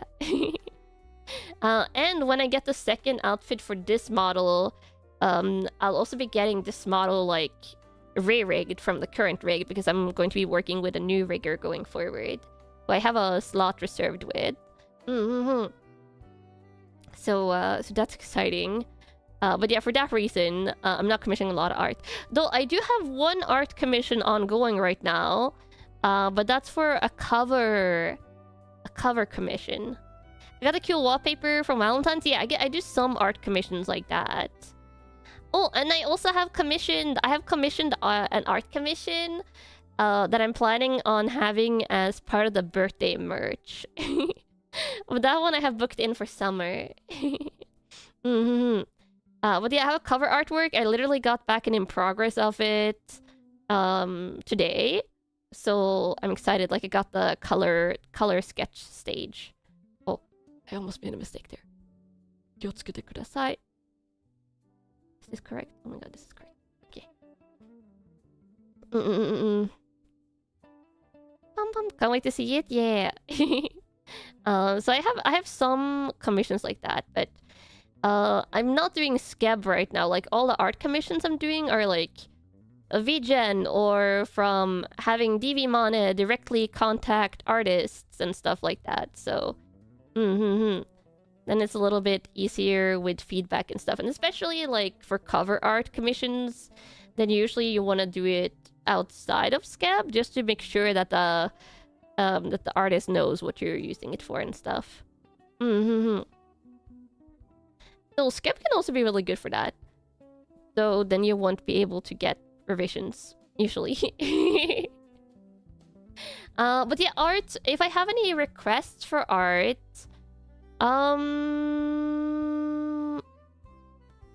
I guess I would say like the one thing I wish I had more of is like a little bit more of like action-y poses, but not necessarily in like very specific getup, but like more like I guess I could wait. I have I think it's Chikatamako.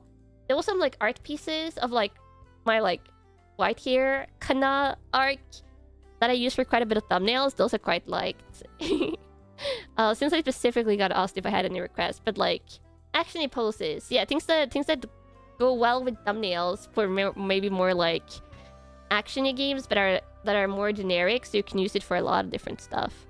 But did not feel like you have to commission. Look at the upcoming games I play, so I can use them as thumbnails. That's really sweet. But yeah, did not feel like you have to commission. And I will say, should everything go according to plan, I have at least I want to like debut like 1 or 2 outfits this year. At least one, hopefully. So you can also wait until then comes. And there is the beanie merch. And other upcoming merch, so yeah. So I always appreciate all the camo art. Either commissioned or fan art. Up to 2 potential already. Like I have more outfits than that in the works. And I think like the art of a lot of the outfits will finish this year, but I'm not necessarily getting everything rigged this year. Because rigging can take time. And I think what I'm doing now, since I've had some experiences where rigging was supposed to be done, but then due to circumstances it ends up not being done, and it like throws my plans off. So my plan now is to not plan any specific dates for outfit reveals until the rig is done. So I'm 100% sure that I won't have to postpone any outfit debuts because I hate postponing stuff like that. That is also the reason why I haven't given you guys a date for the 3D debut, because I want to like have everything 3D ready and have learned everything 3D before I scheduled that. That's safest bet? Yeah. Simple, have no plan? Yeah, no plan until things are certain. I obviously plan a lot of other stuff. Like, I have some events I'm working on and stuff, but I'm not planning outfit debuts until, yeah, everything is ironed out.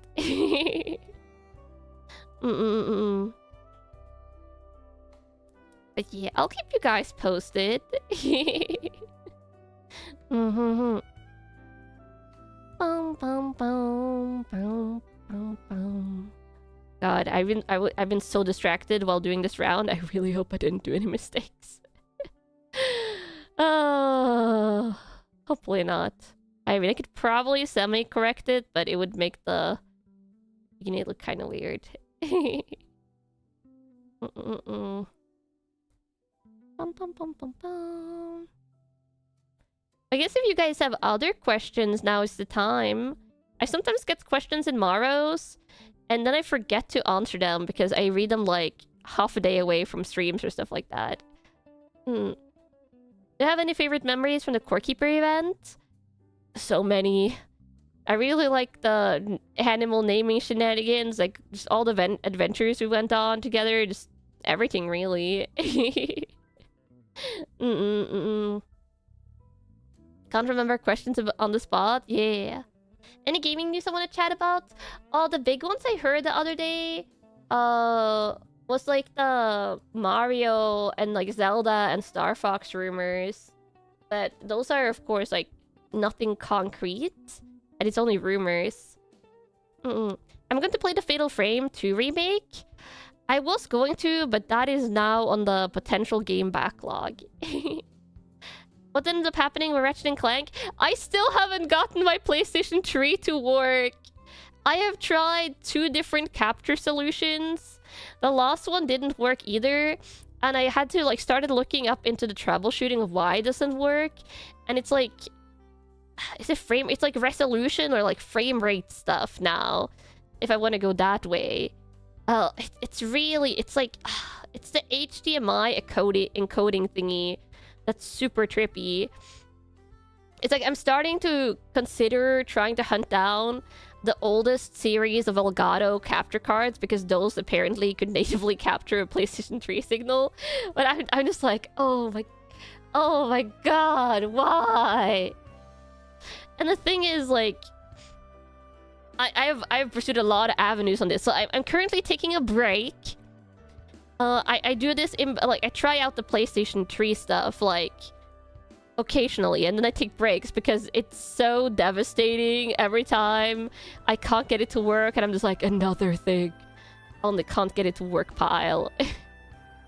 And the solutions that's, like, next to try out would be pricier, so I'm just like, oh god, please, I just want to play Ratchet & Clank. I feel like at this point it's starting to become more likely that they'll just drop all the games on the PlayStation Plus catalog. You can... The thing is, like, Ratchet & Clank PlayStation 3... let me check it. Like, it hasn't been on the PlayStation Plus catalog in Norway. I even sent an email to Insomniac support. They never got back to me.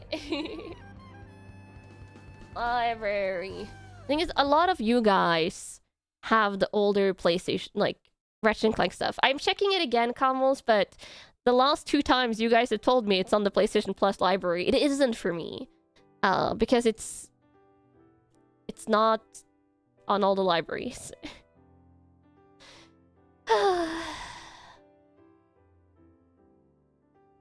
Like, you can check your PlayStation Plus online. You don't have to go on the... You don't have to go on the actual PlayStation. Let me see. Looking on the website again. Oh god, see all games. Ratchet. Yeah, I don't have it. This is the thing, Kamals, they don't have it. They don't have it in Norway. The Norwegian PlayStation Plus catalog only has Ratchet & Clank Rift Apart and Ratchet & Clank size matters. Like, it doesn't have them. You need to log on your actual machine. I haven't checked it from my actual machine, and I highly doubt it's going to be different because this shows the, like, you can look at all the PlayStation catalog online. Like, they shouldn't, like, I don't think they would hide any game that's available in the PlayStation Plus catalog from the online view. You just checked and only those two for you too? Yeah. I don't think I can make a second account. I think it's like Wi-Fi connected. Yeah. I guess I could check it on my machine. If it's the case that it's like on the PlayStation only, but not on the PlayStation Plus like website catalog, that would be really cruel. Time to stream it with a camera aimed at the TV like 2000s. The temptation has been there for a second because my PlayStation 3 works. That's the thing. My PlayStation 3 works.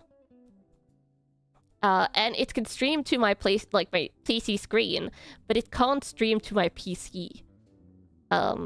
Because it's the capture card that's the issue. Like it's the encoded PlayStation 3 signals that is an encoding that doesn't work for the capture card. Yeah. So it's annoying. Didn't someone do that for the last Mario Kart tournament? Not the last one, the one before there. Kai Saikoda did that. If I do that, you request for me to use my worst mic possible for max immersion. Grab my Jabra headset. The Jabra headset has the bad mic quality. Yeah, you have an HDMI capture device that works with the PlayStation 3. Yeah, the oldest ones. The oldest capture devices works with it. But my capture device, I don't have like a super new one. I got it like 3-4 years ago now. But it's too new to work with the PlayStation 3.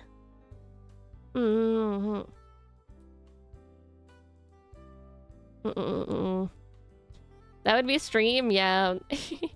I don't like streaming bad video and audio quality though. Like for the building a furniture stream, it was fun for a one-off. But when it comes to like video quality for games, I like having that as top-notch as I can. Especially since my PC and my capture card can handle higher resolutions. And also because when I watch streams or like videos of games, especially like those more action-heavy games that I play, and Ratchet & Clank is action-heavy, you want it to have it higher resolutions if possible. It just looks better. Yeah, it looks nice and crisp. Because I sometimes watch like this is not like at the fault of the streamers. Sometimes people just have like worse PCs or or systems that can't handle higher resolutions. But sometimes I see people playing Devil May Cry or any of those like high-speed, high-action games on lower resolutions. And I've gotten so used to seeing the high-resolution stuff that it messes with my eyes because everything becomes very blurry. Which is why I try and go quality if possible.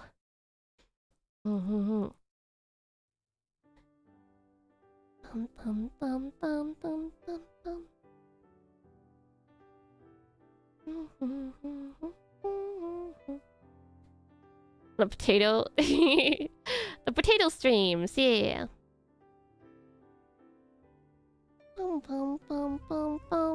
And honestly, even if your PC can run the game fine, sometimes you can't like stream the game higher resolution because you need VTuber Studio to run, you need OBS to run, you need like some other stream specific stuff to run in addition to the game.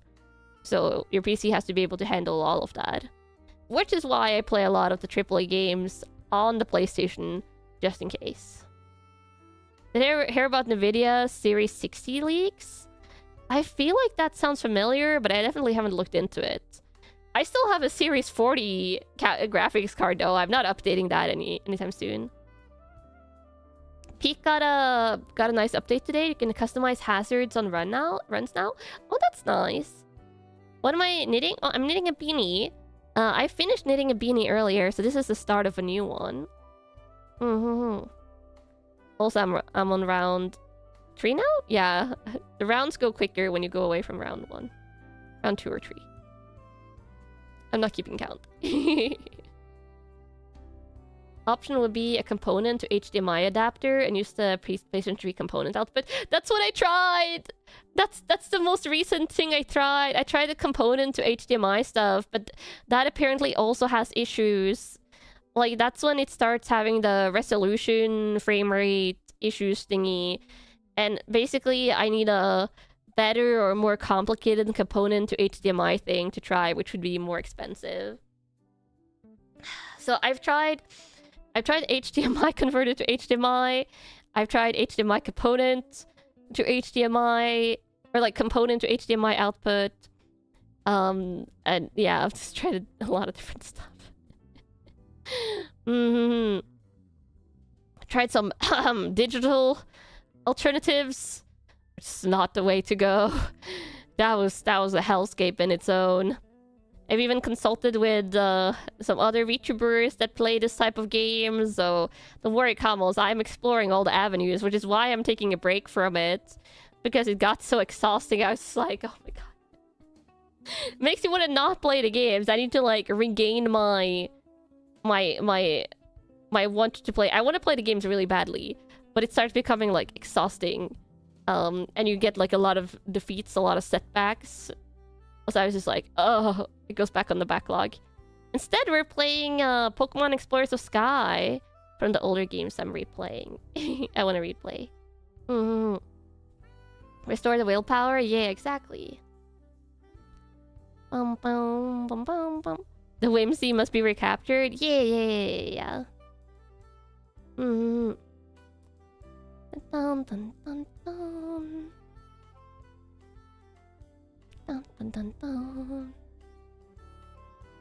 Yeah, this is definitely one of the harder parts of the beanies, the starting part. Like, it's not hard. It just takes more focus because of the alternation. Because I can't look at you guys as much. Dun, dun, dun, dun, dun, dun, dun, dun, dun. Dun, dun. What I like the most about Mama from Apothecary Diaries? I just like her. She's sassy, she's cute.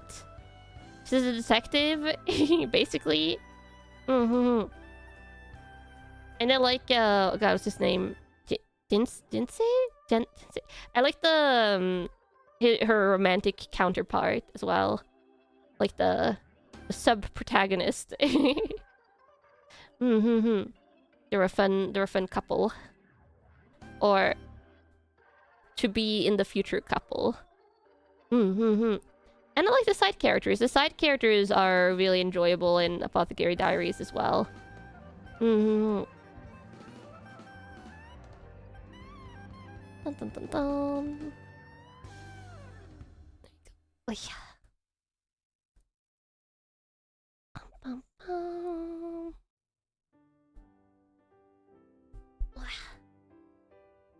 Let me see. Might round off soon. I'm feeling that, like, the soreness around my one tooth that I mentioned, it is bothering me, and I think I can take... I could take a new painkiller at, like, 7, so I'm definitely overdue for when I can take a new painkiller, because I took a painkiller with my breakfast for it. So it might just go a little bit shorter today. Might switch over to BTM for the rest of the stream, maybe. This one.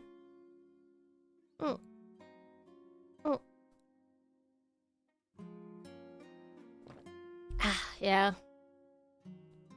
It happened today. It started happening yesterday? But it usually lasts for some days when it happens because it gets, like, inflamed and then it has to go away. Going under 4 hours? Yeah. Was there a single stream last week under 4 hours? I think they were all over. And most of them were over 5 hours.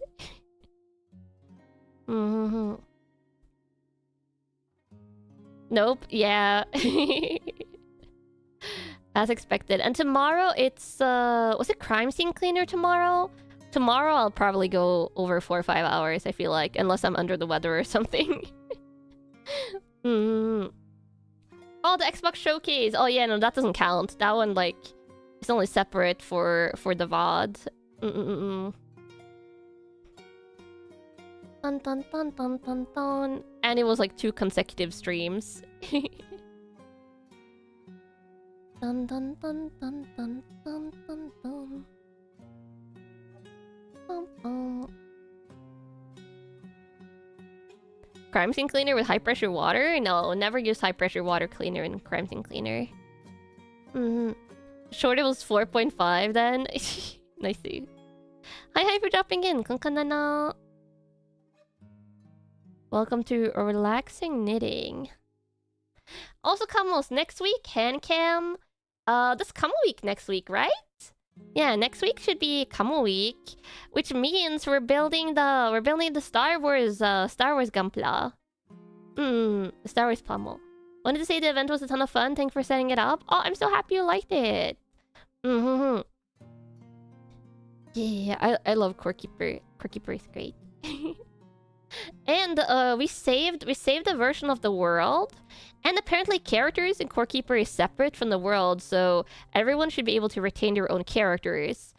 And that means if they do an update for Core Keeper in the future, we could probably, hopefully upload the world on a new server, and then do like a one-off collab with the same group for an update. Did I ever play more Power War Sim 2? I haven't. Also because I've been hooked on Crime Scene Cleaner, so when I've been doing a washing sim, I've been doing Crime Scene Cleaner instead. That's so cool. Yeah, I feel like for that though, it wouldn't be like a 1-week part 2. It would be like a 1-day part 2, because getting through an update would probably only take like 1 day or like 2 days max with our current in-game setup. But yeah, so that's a possibility. Bum bum bum bum bum bum.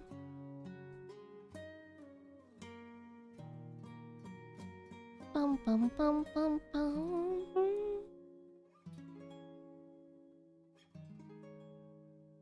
Bum bum bum bum bum. Ah, this music is so peaceful. I like it.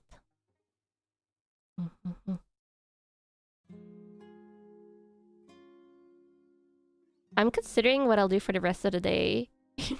I'm like, should I play Pacopia? Or should I be productive and do some knitting? Because I already made the thumbnails for the week. I have some other like behind the scenes stuff I should do. But 2 of the thingies are recordings. Which... I don't wanna do like while my mouth is hurting. Because that would be painful. Oh, though, Kamos. For recent... Did I do my weekly grocery shopping? I don't do grocery shopping weekly necessarily. But I am running out of stuff. So I need to grocery shop tomorrow. But... God, what was I saying? Totally unrelated to any future projects. If you guys want to send me Maros with links to specific stream timestamps that have like good Kanna sounds, a la the Kanna sounds or sayings that was used in the opening song that I have. If any of you have things like that you want to send me, feel free to send me for reasons that don't mean anything.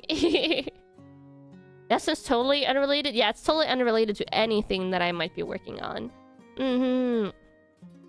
Yeah, feel free to send me that.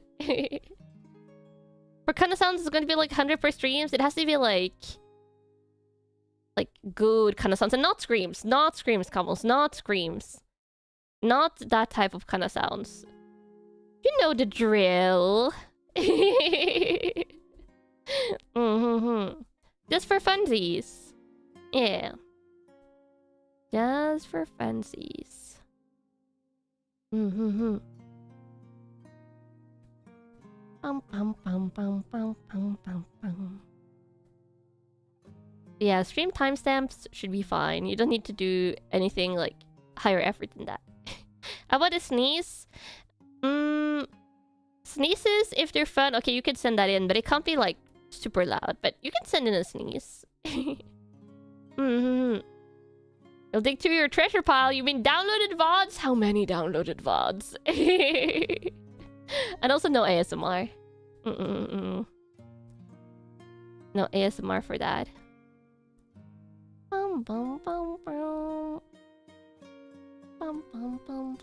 100 yawns? Probably not yawns. It's more like upbeat stuff. The very specific sounds. How many VODs do I have? How many Kanna VODs are there total? I can't imagine how much storage space it would take to like download and save like the 1440p version of all my streams.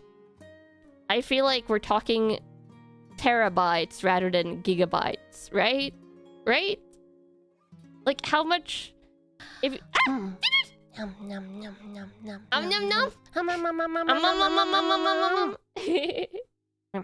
nom nom. Soup. Thank you for the 25 coins. Arigato. Did someone say sneeze? Oh, you were trying to pull for the sneeze. I see. No.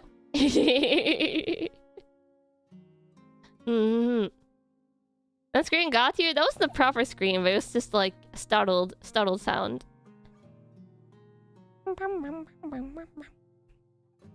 think I average 10 gigabyte per VOD. Okay, and then how many streams do I have now? Oh. I need to know my own stream count. I feel like I should know this. Depending on encoding and certain stuff, VODs are usually 10 to 20 gigabytes, but sometimes they go up to 60 gigabytes. Whoa. At least 2, yeah. Like 900 plus? I don't think it's 900 plus. That sounds like too many. Like, I know YouTube will say like X amount of videos, but I think that counts videos and shorts as well. So you would have to deduct the shorts and then deduct the videos from that number to get the stream number. Wonder if there's like a website that tells you like X amount of like videos. It counts shorts and videos 100%. Yeah, exactly. 903 videos based on YouTube. Yeah, that's short and videos as well, probably. Deduct? Yeah, deduct.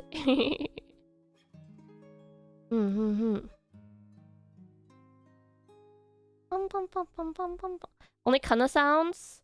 So no old Kanna sounds, for example? I would say no old Kanna. Like anything that's on this channel, not from the old Kanna channel. Also partially because I used to have more of an accent back then, at least in the early VODs, so I feel like it sounds less like current me.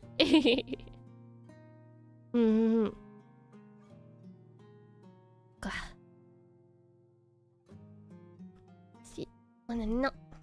It's cute though. I know you guys like the old accent. Cheese. Ah, cheese! You're going for the guaranteed cheese. First daddy's EDs. Mwah, thank you for the 9 coins. Sneeze? I thought you said cheese.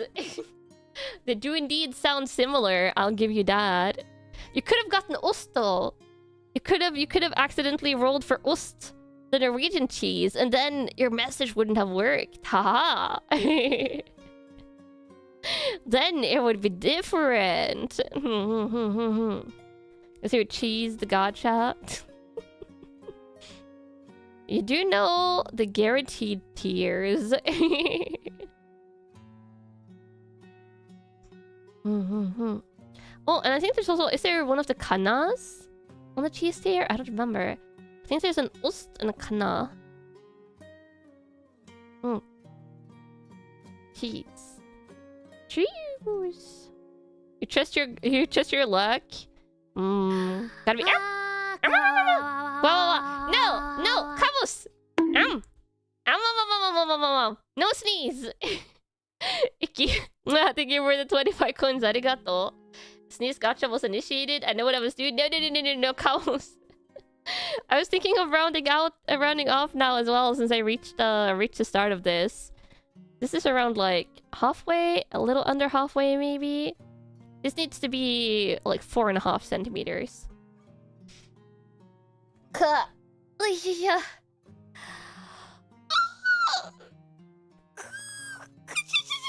Big stretch.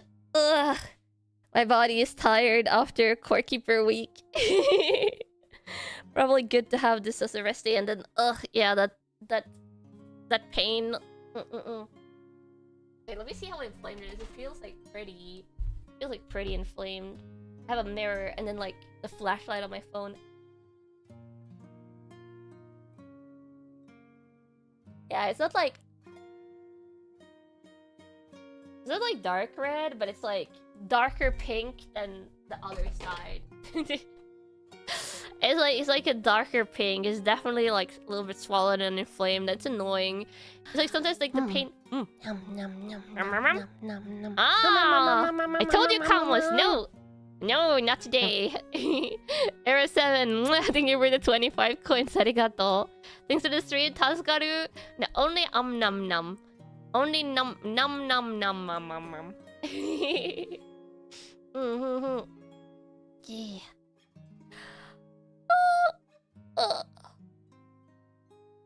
Ooh, whiffed, yeah. This is where my One Piece card gacha luck went today, Kamals. I didn't get my chases for that, and instead I'm getting the Camo Denial for the sneeze, which is good. Good. Also, let me turn on the autofocus again. So focus on the pretty desk pad. I really like this one. And the color balance is great, Kamals. I might start using this one as the standard one from now on. I told you! Ha! This is where my luck goes today. Ha! Tanuki, thank you for the 25 coins. Arigato. Can we get a sneeze before the end? No. This is not your lucky day, Kamals. It's my lucky day. Mine. Also, yeah, these are the next. The next Kamobini will be these colors. These colors. It's rigged. I secretly removed it. No, I haven't touched the alerts. I haven't touched them. Which is why it feels so good. Yeah. No stinger update either. No, I haven't done it. I need to like find energy and a spare time to sit down and do it. Yeah.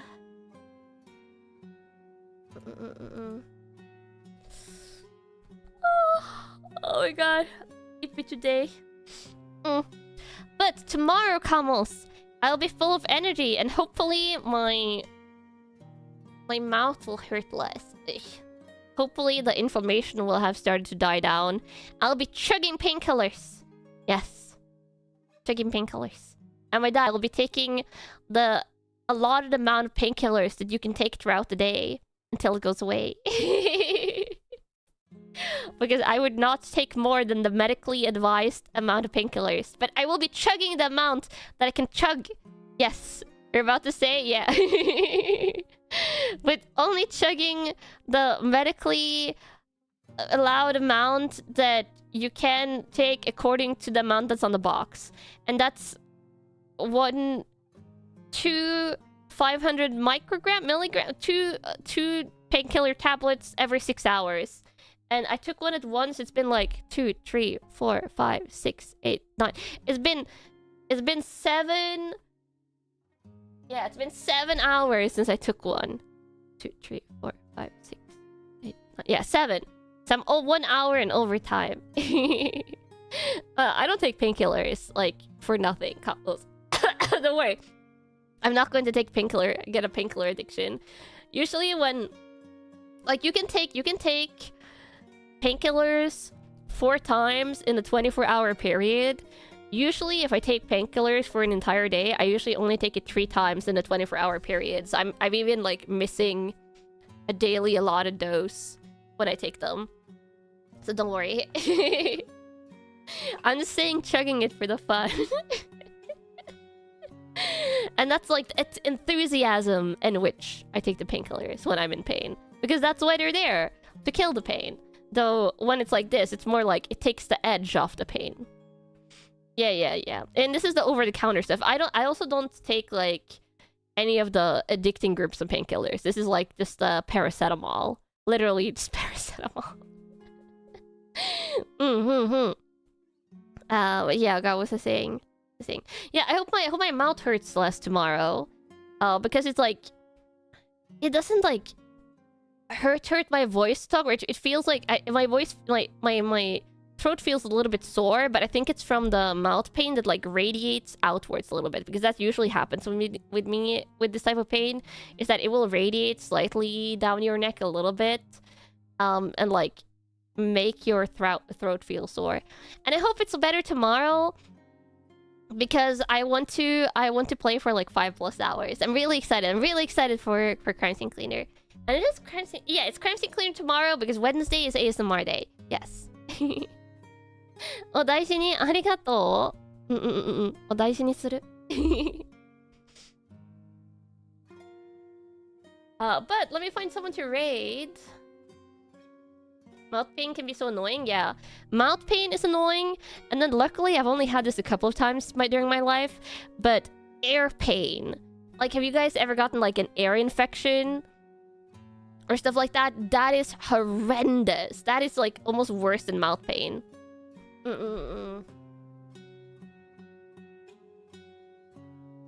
me see. Who should we raid? Air pain is miserable, yeah. Usually when you get air pain, it's like really bad. But mouth pain, I feel like, has more of a range. Air pain is usually just like pure hell territory immediately. Let's see if he's live right now. Oh. Oh, let's read. It's not often this happens, but Mimi is live, Miura. Let's read her. She's been playing... Wait, is she still live? Is she still live, or is YouTube lying to me? Because she's been playing since 4 PM. If she is, and she's playing Dark Souls 2. Is she really still live? Come on. Sometimes YouTube lies to me. And I don't know, but maybe she's still live, because I'm ending a little bit early today. I'm on Twitch? Yes, I am on Twitch. I co-stream to Twitch. Do streaming. I don't think we're raiding on Twitch today, because I don't think Miura streams on Twitch, but... Yeah.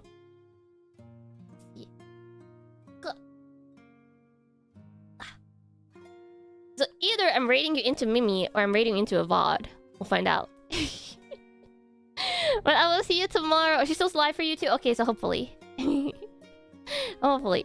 But I will see you tomorrow, Camels! I love you! I'll continue working on the Camo Beanie, probably a little bit too much. By next week, I won't be knitting next week, but I can show you the progress on this Camo Beanie. Hopefully I'll have finished this by next week's Handcam. That's the goal, at least. Like 1 beanie a week. Yeah. Well, yeah, Otsu, you will self-raid into more Kanna VODs. Aw, that's really sweet. Well, Otsu Camels, I love you.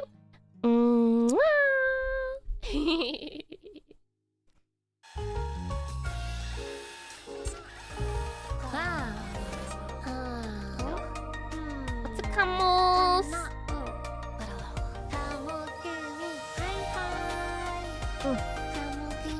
Water. Yeah, I'm going to go take those painkillers right away. I'll see you tomorrow.